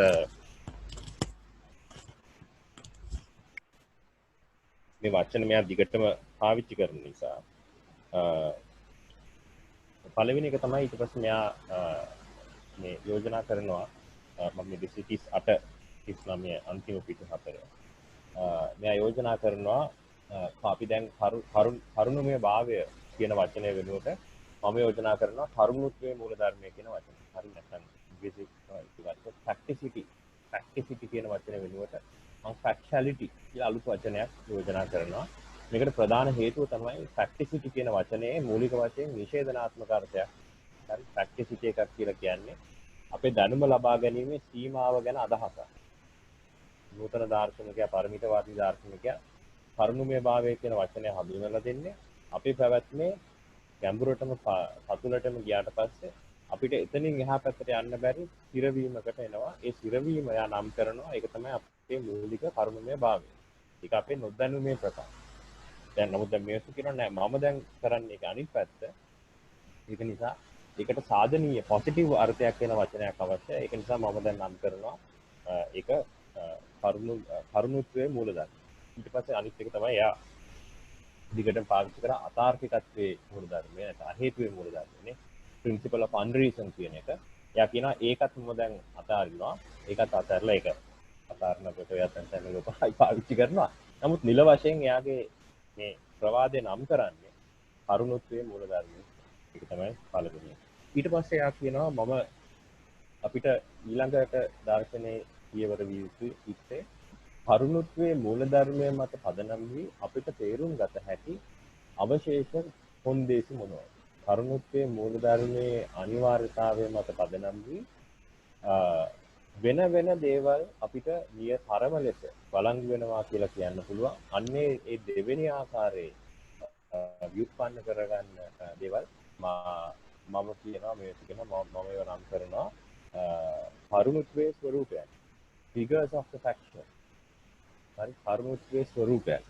එතකොට කරුණුත්වයේ ස්වરૂපයන් අපි අවම වශයෙන් දැනට දෙකක් අඳුරගෙන තියෙනවා. ඒ තමයි දේහි එහිම ස්වરૂපය පවති සහ දේහි එහිම ස්වરૂපය විසංවාදී නොවේ. මේ දෙක නම් කරන්නේ figures. හරි මේ figures of the faction. කරුණුමය දේහි ස්වરૂපය. ඊට පස්සේ මෙයා මේ මම පොඩි කොටසක් කියවන්නම්. මෙතන මෙයා මේ කරුණුමය භාවය කියන එක පැහැදිලි කරනකොට එයාගේ වචන වලින් කියවන එක හොඳයි කියලා මම හිතුවා. 237 පිටුවේ අන්තිමම පේළියදම පටන් ගන්න. මෙතෙන් සිට කරුණුමය භාවයේ සමපේක්ෂී සාරය. එනම් සියලු දේහි කරුණුමය භාවය යන්න කරුණක් ලෙස සැලකිය නොහැකි වී. නේ? හැම දෙයක්ම කරුණුමය භාවයක් තියෙනවා. ඒ කරුණුමය භාවය අපිට තවත් එක් කරුණක් ලෙස ගන්න බෑ. මේක රතු පාටයි, මේක රවුම්, මේක බරයි, මේක සුවඳයි, මේක ලස්සනයි. මේ ඔක්කොම කරුණු. හැබැයි මේ සියලු කරුණු සහිත මෙහි තිබෙන මේ කරුණුමය භාවය තවත් කරුණක් නෙවෙයි. ඒක කවදාවත් වෙනස් වෙන්නේ නැහැ. ඒක මේකේ පරම ලෙස අඩංගු වෙන දෙයක්. යන්න කරුණක් ලෙස සැලකිය නොහැකි වීම විස්තර කිරීම සඳහා අපි කරුණුත්වය යන්න යොදා ගනිමු. මේ අනුව කරුණුත්වය යන්න කරුණුමය භාවයේ කරුණුමය නොවීම ලෙස හඳුනාගත යුතුය. පැහැදිලිද? කරුණුත්වය කියලා කියන්නේ කරුණුමය භාවයේ කරුණුමය නොවීම. මම 238 පිටුවේ උඩම කියනවා. කරුණුමය භාවය යන්න එය වෙතම යොදා ගැනීමේ නොහැකියාව අපි කරුණුමය භාවයේ ඇති පුනරාවර්තනය කිරීමේ නොහැකියාව ලෙස හඳුන්වනවා. non iterability of practice. කරුණුමය භාවය පුනරාවර්තනය කරන්න බෑ. අපි මතකනේ අපි අර දැක්කේ මේ දේහීම ස්වરૂපයේ පවතී කියන එක සාධනය කරන්න මේ ඒක ප්‍රතික්ෂේප කරන්න කවුරු හරි කෙනෙක් උත්සාහ කරොත් එයාට හැමතිස්සෙම සිද්ධ වෙනවා කරුණුමය භාවය කියන එක පුනරාවර්තනය. ඒක පුනරාවර්තනය කරන්න බෑ. ඒක තමයි ඒකේ තියෙන මූලික ලක්ෂණය. කරුණුමය භාවය කියන එක ප්‍රශ්න කරන්න පුළුවන් වෙන්නේ කරුණුමය භාවයක් කියන එක පිළිඅරගෙන.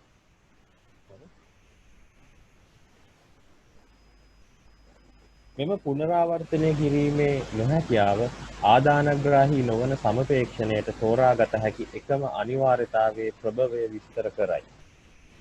හරි, ඒ කියන්නේ ආදානග්‍රාහී නොවන සමපේක්ෂණ. හරි, මේක තමයි ඉලක්කය, මේ සුගේ ඉලක්කය. ඔහු යන්නේ ආදානග්‍රාහී නොවන non dogmatic හැබැයි සමපේක්ෂ speculative. හරි, ඒ කියන්නේ සමපේක්ෂ කියන වචනේ දන්නවනේ. ඒ කියන්නේ අපි දාර්ශනික සිතා බැලීමක් තුළින් තමයි මේකේ පැවැත්ම තහවුරු කරන්නේ. හරි. අනුභූතික නෙවෙයි. ඒක තව විදිහට කියනවා නේ. මේක එම්පිරිකල් නෙමෙයි, ස්පෙකියුලටිව්. හරි. කොහෙත්ම එම්පිරිකල් කරන්න බෑනේ. අපේ ඉන්දියන් වලට හොරෙන් ගිහිල්ලා බලන්න බැරි ප්‍රශ්නේ තියෙන ඒක නේ. ඔව් ඒක තමයි ප්‍රශ්නේ. ඔව්. එනම් පවත්නා සෑම දෙයක්ම කරුණක් වීමේ අනිවාර්යතාවය. කළා ඊට පස්සේ මම චුට්ටක් ස්කිප් කරලා ඊළඟ පිටුවේ යා මුලම කියනවා මෙහෙම. මේ අනුව කරුණුත්වයේ මූල ධර්මය පහත ආයුරින් සටහන් කළ හැකිය. 239 පිටුවේ පළවෙනි වාක්‍යය. කරුණුමය භාවය පමණක් කරුණුමය නොවේ. ඔක තමයි සූත්‍රය. හරි. Only facticity is not a fact. Only fact මට ඉංග්‍රීසි එක මතක නැහැ. මම හිතන්නේ only facticity is not factual. එනම් පවත්නා දේහි අහඹු බව පමණක් අහඹු නොවේ. නමුත් පහත සඳහන් දේ මතක තබා ගැනීම වැදගත් වේ. කරුණුත්වයේ මූල ධර්මයේ මගින් අහඹු බව අනිවාර්ය වේ කියා පවසන්නේ නැත. මේක හරි වැදගත්. එහි නිශ්චිත ප්‍රකාශය වන්නේ අහඹු බව පමණක් අනිවාර්ය බවයි. එය පාරභෞතික විද්‍යාත්මක වීමෙන් වළතුණු ලබන්නේ මේ පමණයි. ඊට පස්සේ මෙයා මෙතන හේගල් ගැන ලොකු සාකච්ඡාවක් කරනවා. නමුත් ඒ හේගල් ගැන ලොකු කියන්නේ පිටුභාගික සාකච්ඡාවක්. ඒ සාකච්ඡාවට වඩා මට මෙතන අවධාරණය කරන්න ඕන එක තමයි අහඹු බව පමණක් අනිවාර්ය වේ කියන එක මෙයාට අවශ්‍ය වෙන්නේ. අහඹු බව අනිවාර්ය වේ කියලා. කවුරු හරි කිව්වොත් එහෙම දැන් හේගල් කියන්නේ ඒක. අහඹු බව අනිවාර්ය වේ. ඒක පිළිගන්න. එතකොට අහම් බව අනිවාර්ය වේ කියද්දි අපිට දෙන්න පුළුවන් ඒකට අහඹු නොවන බාහිර නිර්ණායකයක් නිසා. හරි, උදාහරණයක් විදිහට අපි හේගල් වෙනුවට මෙතන නිකන් සරල එකක් ගමුකෝ. අපි කියමුකෝ දීපංග්‍රහාමී තරහ වෙන්න එපා මේ අපි කියමු අනිත්‍යවත සංඛාරා. හරි අනිත්‍යවත සංඛාරා කියන මූල ධර්මය අනිවාර්ය වෙන නිසා ඒකට අනිකුත් සියලුම දේවල් යටත් වෙන නිසා මේ අහඹු බව අනිවාර්ය වේ. එතකොට ඒ අහඹු බව අනිවාර්ය වෙනවා කියද්දිම අපි කියනවා අහඹු බවත් අනිවාර්යයි. ඒ වගේම අනිත්‍යවත සංඛාරා කියන මූල ධර්මයත් අනිවාර්යයි. එතකොට අනිත්‍යවත සංඛාරා කියන මූල ධර්මය අහඹු නෑ. මම කියන එක තේරෙනවනේ. ඒක සදාකාලිකව බලන්නේ. හරි නමුත් මේසු කියන්නේ ඒක නෙමෙයි. මේසු කියන්නේ අහඹු බව පමණක් අනිවාර්ය වේ. ඒකේ අදහස් තමයි මේකට බාහිරින් කිසිවක් නැහැ අනිවාර්ය ලෙස අපිට ස්ථාපිත කරන්න පුළුවන් වෙනත් අතිරේක මූල ධර්මයක් හෝ පැවැත්මක්. පවත්නා සියලුම දේ අහඹු වේ. අහඹු බව පමණක් අනිවාර්ය වේ. හරි.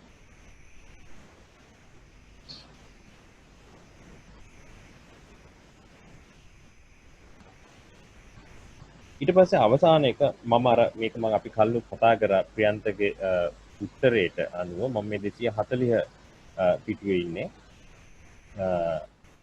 වියවුල පිළිබඳ අපගේ නිර්ණය කිරීම තුළ අපි ශක්තිමත් සහසම්බන්ධතාවාදයේ පිසිසේ. ඒ කියන්නේ ශක්තිමත් සහසම්බන්ධතාවාදයේ පිසිසේ. හරි මොකද්ද? වියවුලට ඕනෑම දෙයක් කළ හැකියි. ඕනම දෙයක් කරා. ශක්තිමත් සහසම්බන්ධතාවාදයේ පිසිසේ සිට දුර්වල සහසම්බන්ධතාවාදයේ පිසිසේ වෙත ගමන් කළේ. සිටිය නොහැකි දෙය හැර සියල්ල වියවුලට කළ හැකියි. සිටිය නොහැකි දේ කරන්න බෑ. ඒ කියන්නේ අපිට වියවුලේ ඇසුරෙන් අපිට කියන්න පුළුවන් මේව වෙන්න බෑ කියලා. ඒක අර ඕන එකක් කරන්න. මේ අනුව දැනට අප කාන්තියානු එහිම ස්වරූපයක් අල්වාගෙන සිටින අතර මෙහි මීළඟ පියවර ලෙස විද්‍යාවේ ප්‍රඥාති කතිකාව යුක්තියුක්ත කිරීම සඳහා අප විසින් දැන් තහවුරු කළ කරුණුත්වයේ ව්‍යුත්පන්නයක් මගින් කාන්තියානු එහිම ස්වරූපය සත්‍ය වීමේ සිට කාටිසියානු එහිම ස්වරූපයේ සත්‍ය වීම වෙත සංක්‍රමණය වේ යුතුයි. මේක තමයි ඊළඟ ලොජිකල් ස්ටෙප් එක. හරි ඊට පස්සේ උතනින් තුන්වෙනි පරිච්ඡේදය ඉවරයි. මම ඊළඟ එක අද අතුලත් කරේ නෑ මේක ප්‍රැක්ටිකල් නැති නිසා අපිට මොනවා හරි සාකච්ඡාවක් තියෙනවා නම් කරන්න පුළුවන්. ඒක තමයි අද. ඒ කියන්නේ අපි දැන් ඉවරයි. තුන්වෙනි පරිච්ඡේදය ඉවරයි. ඊළඟට අපිට කරන්න තියෙන්නේ හියුම්ගේ ගැටලුව. හතරවෙනි පරිච්ඡේදය. ඔය මට ප්‍රශ්න දැනගන්න ඕනේ කොච්චර කාල අපිට තව මේ කරන්න දෙන්න මොකද මට ෂුවර්ස් නැහැ මේ Zoom එක. කොච්චර කාල මේක නෑ Zoom එක නෙමෙයි මට ඇත්තටම මට කොච්චර කාල මම දැන් ඕකේ මම නැසල වෙනවා ජොබ් එකක් කරනවා මේක. ඉතින් දැන් මේ මට ෂුවර් නැහැ මේ මෙහෙමයි. නෑ දැන් මම තේරුම් ගත්ත එක තමයි මේක. ඒ කියන්නේ දැන් මේක අපි මේක කරන්න පුළුවන් රිද්ම් එකකට අපි යනවා දැන්. මට තේරෙන විදිහට. සහ දෙවෙනි එක මම හිතන්නේ දැන් හියුම්ගේ ගැටලුව අපිට තව පොඩ්ඩක් සාකච්ඡා කරන්න පුළුවන්. නමුත් මෙතන ඇත්තට මේසුගේ ගොඩාක් ඒ කියන්නේ මෙතන ඉඳන් මෙයාගේ ආගියුමන්ට් එක වේගෙන් අපිට යන්න පුළුවන්. ගොඩාක් ඒ කියන්නේ දැන් අපි කියමු මේසුගේ දර්ශනයේ නවීනත්වයේ මොහොත අපි සාකච්ඡා කරලා ඉවරයි දැන්. ඒක තමයි අමාරුම එකපාරට අර දිරව ගන්න අමාරු කෑල්ල තමයි ඒක. ඉතින් මට හිතෙන විදිහට මේක අපිට ඒ කියන්නේ තුන්වෙනි පරිච්ඡේදයට ගිය කාලය තරම් කාලයක් යන්නේ නැහැ. අන්තිම පරිච්ඡේදය මම හිතන අපිට එක දවසකින් හෝ දෙකකින් අනිවාර්යෙන් කරන්න පුළුවන්. මේ සිව්වෙනි පරිච්ඡේදයේ හිංග ගැටලුව කියන එක හිතන අර පොඩි ටෙක්නිකල් දේවල් ටිකක් තියෙනවා කාන් සම්බන්ධයෙන් අරව මේවා. ඒ ටික මට හිතන විදිහට ගොඩාක් අමාරු නැහැ අපිට කරන එක. ඉතින් එකම දේ මම කියන්නේ මේකයි. අපි දැන් මේක අර මේක කරන්න ඕනේ සුදුසු රිද්ම් එක මොකද ඒ කියන්නේ දැන් මේක ආරම්භ කරනකොට මට අදහසක් තිබුණෙත් නැහැ මේකේ ආකෘතිය මොකක් වෙයිද කියන්නේ. දැන් අපිට මේකට සෙට් වෙලා තියෙනවා මට හිතන විදිහට හැමෝම කන්ට්‍රිබියුට් කරන ආකෘතිය. ඉතින් මේ ආකෘතිය අපි මේක පුළුවන් තරම් කල් කරමු. ඒ කියන්නේ ප්‍රැක්ටිකලි නවත්තන්න ආපු මොහොතක් ආවම ඉතින් අපි ඒක මේ සම්බන්ධන්නේ නැහැ වෙන්වන්නේ නැහැ. ඔව් නෑ මෙහෙම ඊට පස්සේ මේ මම නැති වුණත් හරි පුළුවන් නම් ඔව් රෙකෝඩ් කරලා දාන්නත් පුළුවන් නේ ඒක තමයි. පුළුවන් නේ. ඔව් හරි කරන්න. උදා අසංකතාවක් පුළුවන් ඔව් නෑ අපි try එකක් දෙමු. ඔව් අපි දැනට මෙහෙම යන් මට හිතෙන විදිහට මේක ලොකු ප්‍රශ්නයක් වෙන එකක් නෑ. මං ප්‍රාර්ථනා කරනවා අට එන සතියම හම්බ වෙන්න රස්සාවක් කියන එක. නෑ මට මේ රස්සාව ප්‍රශ්නේ හම්බුනට පස්සේ මට යන්න වෙනවා. ගියාට පස්සේ මට සෙටල් වෙන්න පොඩි කාර්යයක් එකයි ප්‍රශ්නේ. රැට මට එන්න බැරි වෙනවා ඒකයි. මම රැඩි මේ උදේ නම් මට මොහේතරට මම කැම්පස් එකේ ඉන්න. ඔව් මේ අමතර ප්‍රශ්නයක් වගේ මරණය පුත කවදා විතර එළියට එන්නේ? ඒක දැන් ක්‍රිස්තියානි මෙහෙමයි දැන් එකක් දැන් මගේ තියෙන්නේ මම මේක අර මූලික ඔය සංස්කරණමය වැඩ දැන් කරන්නේ අන්තර්ගතය ඉවරයි කරලා තියෙන ටික තමයි හොඳ ඕනර කොච්චරයි ඊට පස්සේ මම මේක දෙන්නෙත් දුන්නා මේ ගැන පොඩි සටහන් දෙක කියන්නේ කියලා ඒ දෙන්නගේ ප්‍රතිචාර එනකන් සහ ඒ අනිත් වැඩ ඉවරනකන් ඉන්නේ මට හිතෙන විදියට මේ සති 3ක් සෙප්ටෙම්බර් වලට ඉස්සෙල්ලා පුළුවන් වෙයිද ගොඩක් මම උත්සාහයක් ගන්නවා ගන්නවා මමත් කවුරු හරි හොයනවා මෙහාට එන කෙනෙක් මේ ගෙන්න ගන්න ඒකයි ප්‍රශ්නේ මට තියෙන්නේ ඉතින් සෙප්ටෙම්බර් 2 වෙනිදා එන කට්ටියක් ඉන්නවා ඊට නෑ ඔයාට මම අනිවාර්යෙන් පොතක් එවන්නම් ඒක ගැටලුවක් නෑ අපි මේ මං ඇන්ටන්ටත් ඒක ලොකු දෙයක් මේ මට තියෙන දැන් මේ රිකෝඩ් වෙනවනේ මේ ඇස්ට්‍රියානු මේ දෙක කියන්නේ ප්‍රණයකට ගිම් දෙකයි එක්ක හරි වැරදි. කියන්නේ චුට්ටක් මයික් එකෙන් එහාට වෙන්න. පොඩ්ඩක් මයික් එක පල්ලෙහාට ගන්න පුළුවන්ද? හරි. රිකෝඩ් එකේ ස්ටෝරි යන්නේ දෙකේ ගිම් දෙක. ටිකේ තුනයි නැත්te ඇත මෙම්ම නැත. දැන් ඒක අනිවාර්ය සත්‍ය ඒ කියන්නේ අනිවාර්ය ඒ කියන්නේ සිස්ටම් වලට රිකෝඩ් එක යොදන්නේ නැහැ නේ චතුස්කෝට් කියන එක හැම ගැටලුවකම යොදා කොහොමද යන්නේ දැන් දෙකන සමාන අතර ඔකට චතුස්කෝට් කියන කොහොමද මේ කියන්නේ මට එක්ස්කෝට් එකේ තේරුම් ගන්න ඒක මේක සුදීරෝක ඇත්තටම ඔයා අහන්න ඕනේ නලින්ද සිල්වගේ මගේ නම් අදහස ඒක මට හරියට තේරෙන්නේ නැහැ ඒ කියන්නේ ඒක තේරෙන්නේ නැහැ කියන එක හරියට කියන්න මොකද ඔහොම කිව්වහම මේ අර එක කට්ටියක් ඒකත් වැරදියට තේරුණා. මම තේරෙන්නේ නැහැ කියන්නේ මම මගේ අදහසේ හැටියට ඔක තේරුම් ගන්න බෑ කාටවත්. ඒ කියන්නේ ඔක තේරුම් ගන්න දෙයක් නැහැ ඒගොල්ලෝ කියන එක. හරි ඒක නිසා නමුත් මට ඒක නිසා ඒගොල්ලන් තමයි ඒ කියන්නේ ඒගොල්ලන් මේ චතුස්කෝටිකය සඳහා දෙන පැහැදිලි කිරීම උදාහරණ අරවා මේවා ඔක්කොම දුර්වල අතිශය දුර්වල ඒවා. නාගරජුන කතාවේදී උතන එනවා නේද ඔය චතුස්කෝටියේ ප්‍රශ්නේ. ඔව් නෑ එතනින් නේද ඔය මේ බටහිර නෙමෙයි පෙරදිග දර්ශනයේදී ඔය නාගරජුන කතාවේදී එතන තමයි ඒගොල්ලෝ මේ ගොඩක් වෙලාට ඔක චතුස්කෝටිය මේ පැහැදිලි කරන්න ගේන්නේ. ඔය හිර වෙන එකකදී.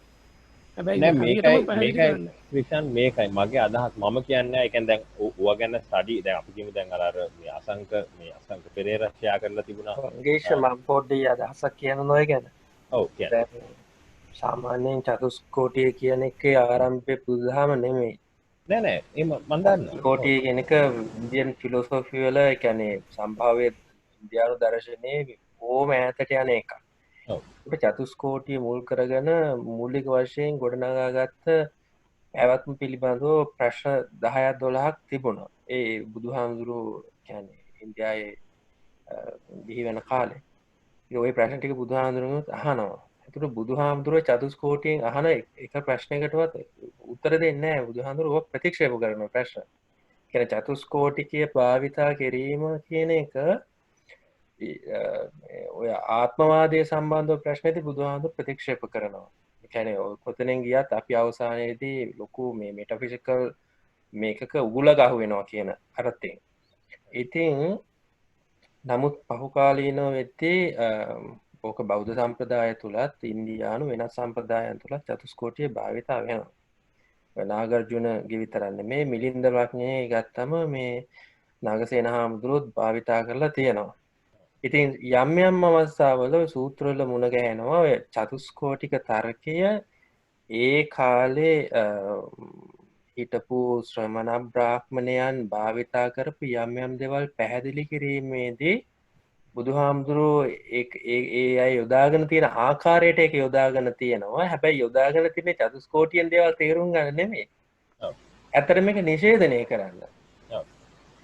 ඉතින් ඒ නිසා මේ අපිට ලොකු ගැටලුවක් තියෙනවා මේ දැන් මම හිතන්නේ ඔය අර ඉන්දියානු ෆිලොසොෆි පිළිබඳව අවබෝධය අඩුකමත් එක්ක එන ගැටලුවක්. කියන්නේ මේක තර්ක ක්‍රම පිළිබඳ චතුස්කෝටිය මේ හතරාකාරයට විතරක් නෙමෙයි. ඕක තව මල්ටිප්ලයි කරලත් භාවිතා කරනවා දැන් ඔය මේ නිගණ්ඨනාද පුත් එහෙම. ඔව්. එතකොට එහෙම තර්ක ක්‍රමයක් වෙනම තියෙනවා සහ මේ බටහිර විශ්වවිද්‍යාලවලත් මේ ඇමරිකන් විශ්වවිද්‍යාලවලත් මේ සාමාන්‍යයෙන් ඔය ඉන්දියානු සම්භාව්‍ය දර්ශනය ඉගෙන ගන්නකොට ඕවා පිළිබඳව උගන්වනවා. ඒ හරි නෑ ඉන්දියාව දර්ශන උගන්වනවා. ඒ නිසා මේ ඕක කවුරු හරි කියනවනම් මේ බෞද්ධ මේ තර්ක ශාස්ත්‍රය එකක් කියලා නේ ඒකට විතරක් අදාළ එකක් නෙවෙයි. ඕක ඉන්දියානු සම්ප්‍රදායන එකක්. එතකොට ඕවා ඔය මේ යාර මම ඒකයි කියන්නේ අර මේ මම කියන්නේ අර දේවල් කියද්දී අර මේ නලිනියානු අදහස කියන එක අර මම මේව කරේ දැන් එයා ගේන තර්කයට දැන් මම කියවන විදිහට බුදුදහම මට මුණ ගැහෙන විදිහට බොහොම වෙනස් තැනකින් මුණ ගැහෙන්නේ. ඔව්. දැන් මේ නැති මනසෙන් අවබෝධ කර ගැනීම නියුණයි කියන එක ඇතුළෙත් මට වෙන අදහසක් තියෙන්නේ. ඔව්. ඒ නිසා ඒකත් ඔය චතුස්කෝටිකවමනේ ඒක ඇතුළේ එක අංගයක් ඇතුළේ තමයි එහෙම කියන්නේ. නෑ ඒක ඒක කියන්නේ ඒක ඇතුළේ නෙමෙයි නමුත් මම ජෙනරල් පොයින්ට් එක තේරෙනවා. ඔව්. මේ ඔව්. ඒ ප්‍රකාශය ඇතුළේ ඔක දකින්න පුළුවන් අපිට ඔය මේ චතුස්කෝටික එක තේරුම් ගන්න පුළුවන්. මම කියන්න හැදුවේ ඉතින් මේ හොඳම දේ ඉතින් ඕවා පිළිබඳව ඉතින් මේ අපි බටහිර කියන්නේ අපි කියන්නේ අපි මේ කරන දැන් මෙතන ඉන්නවනේ පිරිසක් එකතු වෙලා දර්ශනේ ආදාරන්න ඉන්ට්‍රස්ටිං එකක් තියෙන කිසි කැමැත්තක් ඉතින් ඔය ඉන්න වෙලාවක ඉතින් පොත ආටිකල් එකක් පොඩ්ඩක් පැත්තකින් අර සයිට් රීඩින් හැටියට හරි කියවුවනම් පොඩ්ඩක් ඒ කියන්නේ ඔය කියන්නේ උතන ප්‍රශ්නව තියෙන දැන් ඔය කාලේ වෙබ්සයිට් එකේ යන ඒවටම සීමා වෙලා අපි දේවල් ඕක තේරුම් ගන්න හදන එකම වගේ එකක් කියලා මට හිතෙනවා වෙලාවකට. නෑ මෙහෙමයි. ඒ සීමා වෙලානේ තියෙන්නේ. හැබැයි එතනින් එහාට පොඩ්ඩක් ගිහිල්ලා පොඩ්ඩක් ඔය ඉන්නවා ප්‍රොෆෙසර්ස්ලා එහෙම ලියපු ගොඩක් දේවල් තියෙනවා චතුස්කෝටිය පිළිබඳව. මට දැන් හාමුදුරුවෝ කියන මෙහෙමයි මම පොඩි කෙටි පැහැදිලි කිරීමක් පළවෙනි එක තමයි මෙතන පළවෙනි අපේ මේ සමස්ත ව්‍යායාමයේ අර දුටුගැමුණු රජුගෙන් මේ මාගේ මේ ව්‍යායාමයේ ආරම්භන වෙන්නේ පරිමිතත්වයෙන් පසු කුටිය කියවීම සඳහා කාට හරි මේ පොත පරිවර්තනය ගත්තොත් එහෙම දැන් මේක තියෙනවා ඔන්ලයින් නේ අපි කරපු සාකච්ඡාවක් ඊටම සජීවී සාකච්ඡාවක් හැමෝගෙම තැන්වලින් ප්‍රශ්න අහපු සාකච්ඡාවක්. එතකොට ඒක මේ පරිමිතත්වයෙන් පසු තේරුම් ගන්න. ඊට පස්සේ මේක අපිට මගහරින්න බැරි ලෙස ලංකාවේ තියෙන සුවිශේෂී තත්ත්වය යටතේ මේක නලින්ද සිල්වාගේ සංවාදයත් එක්ක පැටලෙනවා. ඒකට ඒකත් එක්ක අපි ඒක යම්කිසි ආපේක්ෂ මට්ටමින් අනේකා කරගෙන අපේ සාකච්ඡාව ක්‍රියාත්මක වීම වළක්වන්න බෑ. එතකොට ඒකෙන් අදහස් වෙන්නේ නැහැ කිසිසේත්ම මේක සම්පූර්ණ කාලය වෙබ් අඩවියේ ප්‍රතිචාර දක්වන්න තියෙන එකක් කියලා මම හිතන්නේ නැහැ. මම නම් හිතන විදිහට මේ සුගේ දර්ශනය කියන එක ඊට වඩා හරි ශ්‍රේෂ්ඨ දෙයක්. මේක තරහ වෙන්න එපා කවුරුත්. නෑ ඒක නෙමෙයි මම කිව්වේ. මම කියන්නේ චතුස්කෝටිය කියන එක අපි මේ තේරුම් ගන්න හදන්නේ ඔය ඒ සීමිත මේ කියන්නේ අපි කියන්නේ නලින්ද සිල්වා මහත්මයාගේ එයා ඒක භාවිතා කරන ආකාරය අනුවනේ පැහැදිලි කිරීම ඇතුළේ. ඕන ඒක තමයි මට ඒකට තමයි ඒවා තියෙනවා පොඩ්ඩක් කර අපි මේ මම පොඩි දෙයක් කියන්නද? ඔව්.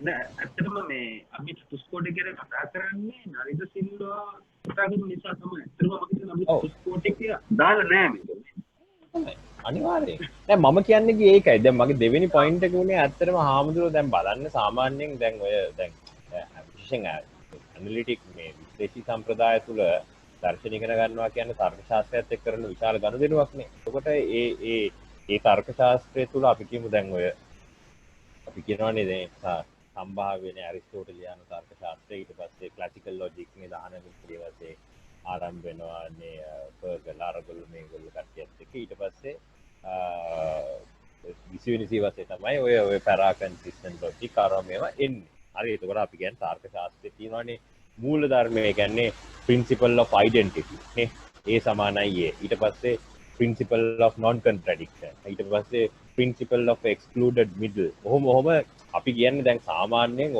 තර්ක ශාස්ත්‍රය ගැන නිකන් ඔය YouTube වීඩියෝ එකක් බලන්නකො හරි ඔය කොහෙවත් චතුස්කෝටිකයක් ගැන නෑ මම කියන්නේ ඒකයි. ඒ කියන්නේ මං කවුරු හරි කෙනෙක් චතුස්කෝටිකය ගැන ඔව් ඒක තමයි මම කියන්නේ ඒක සම්ප්‍රදායන් දෙකක් හැටියට මම තේරුම් ගන්න උත්සාහ කරන්නේ. කියන්නේ ඉන්දියානු සම්ප්‍රදාය, පෙරදිග සම්ප්‍රදාය එක ඔය තියෙනවා වෙනම තාර්ක ශාස්ත්‍රයක් තියෙනවා. එතකොට මේ ඔය අපි දැන්ට කියන්නේ බටහිර වචන පාවිච්චි කරලා ගත්තොත් ඒ සම්ප්‍රදාය තුළ මෙහෙමයි අහම්දුනේ මෙහෙමයි උත්තර මට ආයි කියන්න දෙන්න. ඒ කියන්නේ මම පිළිගන්නේ නැහැ.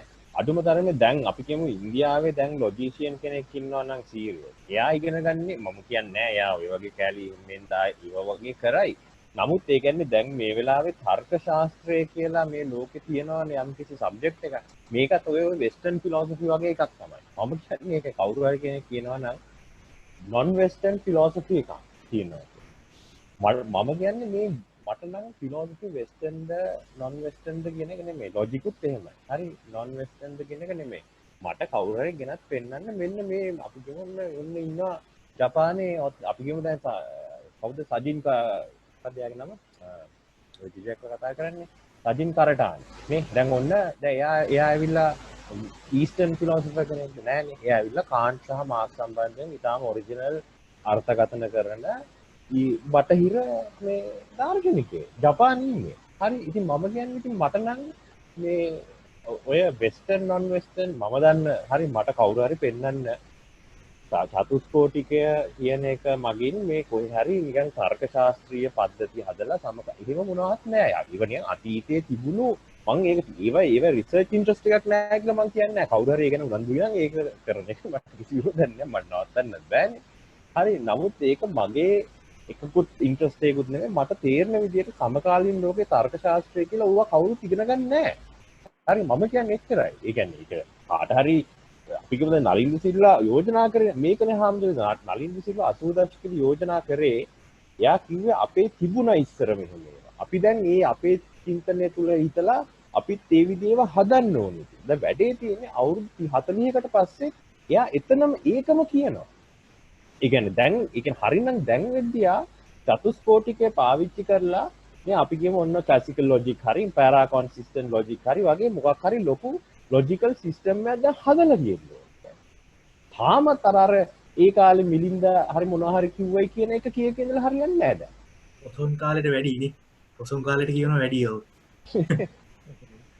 මේ අනිත් එක ඔය චතුස්කෝටිකය මේ බටහිරත් තියෙනවා මේ ග්‍රීක ඒදා කරණය වගේ. දැන් මේ මං හිතන්නේ ඒව එහෙම ප්‍රතික්ෂේප වෙන්නේ නැති ඔය කියන විදිහ කියන්නේ ඒ ෆිලොසොෆි වල මේ ඉවලූෂන් එකත් එක්කම හිතන්නේ. මම කියන්නේ මෙච්චරයි. හරි ඒ කියන්නේ කවුරු හරි ගිහිල්ලා ඔය ලොජික් කියලා දැන් ඔය අර බල්ල තියනවානේ ඔය කාටූන් පොත් එහෙම තියෙන්නේ අර ඒ වගේ පොතක් ගන්නකො ඔය දැකලා තියෙනවානේ ඉන්ට්‍රොඩක්ෂන් ටු ඩෙරිඩා ඔය කාටූන් පොත් තියෙන්නේ ඉන්ට්‍රොඩියුසින් ඩෙරිඩා ඒ වගේ පොතක් ඔය වගේ අනිවාර්යෙන් ඇත්තනේ ඉන්ට්‍රොඩියුසින් ලොජික් කියලා පොතක්. මම ඕනනම් දැන් මම ඒක දැන් ටෙස්ට් එකක් විදිහට දැන් මම ඔය මේ හොර කොපියක් PDF එකක් වල දාන්නම් අපේ group එකට. හරි ඒ කියන්නේ බලන්න ඒකේ තියෙනවද කියලා මම දන්නෙත් නෑ. මම මේ ඔන්න ඕපන් ස්ටේට්මන්ට් එකක් කරන්නේ. අපි දැන් ඉන්ට්‍රොඩියුසින් ලොජික් කියලා අර කාටූන් පොතක් අරගෙන ඒ පොත මම දානවා දැන් group එකට. හැමෝම බලන්න ඒකේ තියෙනවද කියලා චතුස්කෝටිකය ගැන වෙන මොනවා හරි පැහැදිලි කිරීමක්. මගේ නම් අදහස නෑ කියන්නේ. හරි ඒකනේ.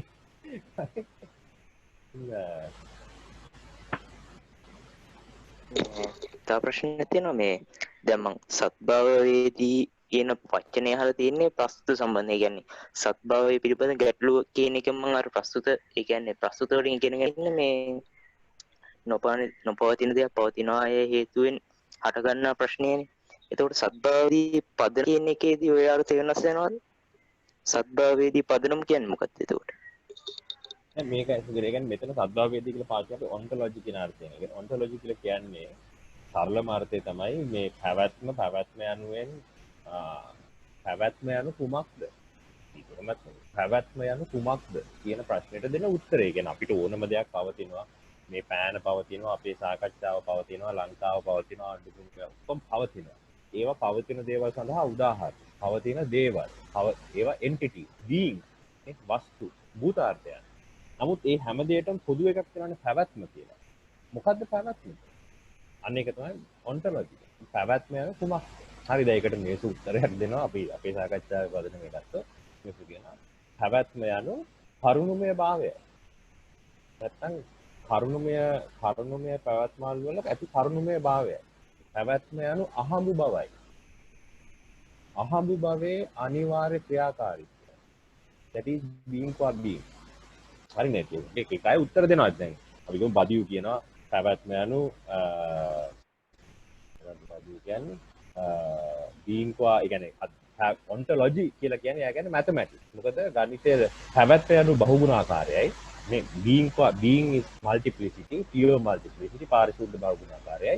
පාරිශුද්ධ බහුගුණාකාරය ගැන කතා කරන කතිකාව වන්නේ ගණිතයයි. මොකද කුලක වලට පුළුවන් නේ අවසානයක් නැතුව ඕනම කුලකයක් කියන්නේ තවත් කුලකවල එකතුවක්. ඒක අපි අවයව කියලා ගන්න ඒකනේ යාගේ අදහස. ඕනම එකක් ගත්තාම set theory. ඕනම එකක් පවතින්නේ තවත් දේවල් වල එකතුවක් විදියට. අපි කියමු දැන් අනුභූතික විද්‍යාවන් වල සීමාවට යටත් වෙන්න ඕනේ නැහැ නේ. පල්ලෙහාටම ගියාම පරමාණුවක් කියන්නේ ඉලෙක්ට්‍රෝන අරම එකතුවක්. ඊට පස්සේ ඉලෙක්ට්‍රෝනයක් කියන්නේ තායි බදුගේ මෙටෆිසිකල් එක තියෙනවා. ඒක මොකක් හරි අපි යම් කිසි සෙට් එකක්. හරි ඒකට මේ පවතින දේවල් ගැන කතා ගන්න පුළුවන් සෙට්ස් වක්. හරි ඒක මට කියන්න අවශ්‍යුනේ සද්භාවවේදය කියලා කියන්නේ පැවැත්ම යන කුමක්ද? පවතින්නේ කුමක් කියන එක දෙන උත්තරේ. ඒතර සද්භාවවේදී පදනම කියලා කියන්නේ මගේ පැවැත්මට තියනවාද මේ වගේ අවසානයේ පොදුවේ පැවැත්ම සම්බන්ධයෙන් අපිට තියෙන අදහසක් මත අපි ඇති කරගන්න හදනම. දැන් නූතනවාදී පරිමිතවාදී දාර්ශනිකයෝ කියන්නේ එහෙම එකක් නෑ. අපිට දෙන්න බෑ මගේ පැවැත්මට සද්භාවවේදී පදනම. ඒකනේ කරුණුමය භාවය කියන්නේ. මේ මගේ පැවැත්ම අන්තිමට ගියාම තියෙන්නේ it's a fact. I know that as a matter of fact. මම කරුණක් ලෙස මෙලොතිනවා, ඔයත් එක්ක කතා කරනවා, තවත් දේවල් එක්ක ගනුදෙනු කරනවා. මේවා අවසානයේ පවතින්නේ කොහොමද? පරම ලෙස පවතින්නේ. මා නොමැති විට නේ ඇබ්සලූට් අර්ථයෙන් පවතින අපි දන්නේ නැහැ. ඒක නිසා අපි කියනවා මේ සියල්ලට තියෙන කරුණුමය භාවය. ඒක තමයි මේසු පරිවර්තනය කරන්නේ. ඒ කරුණුමය භාවය කවදාවත් නැති වෙන්නේ නැහැ. ඒක අනිවාර්යයි. ඒ නිසා ඒ අන්නේ කරුණුමය භාවය මගින් අපිට ගම්‍ය වෙන අහඹු භාවය තමයි පැවැත්ම ලෙස ගන්න විට අපිට කියන්න පුළුවන් දෙයක්.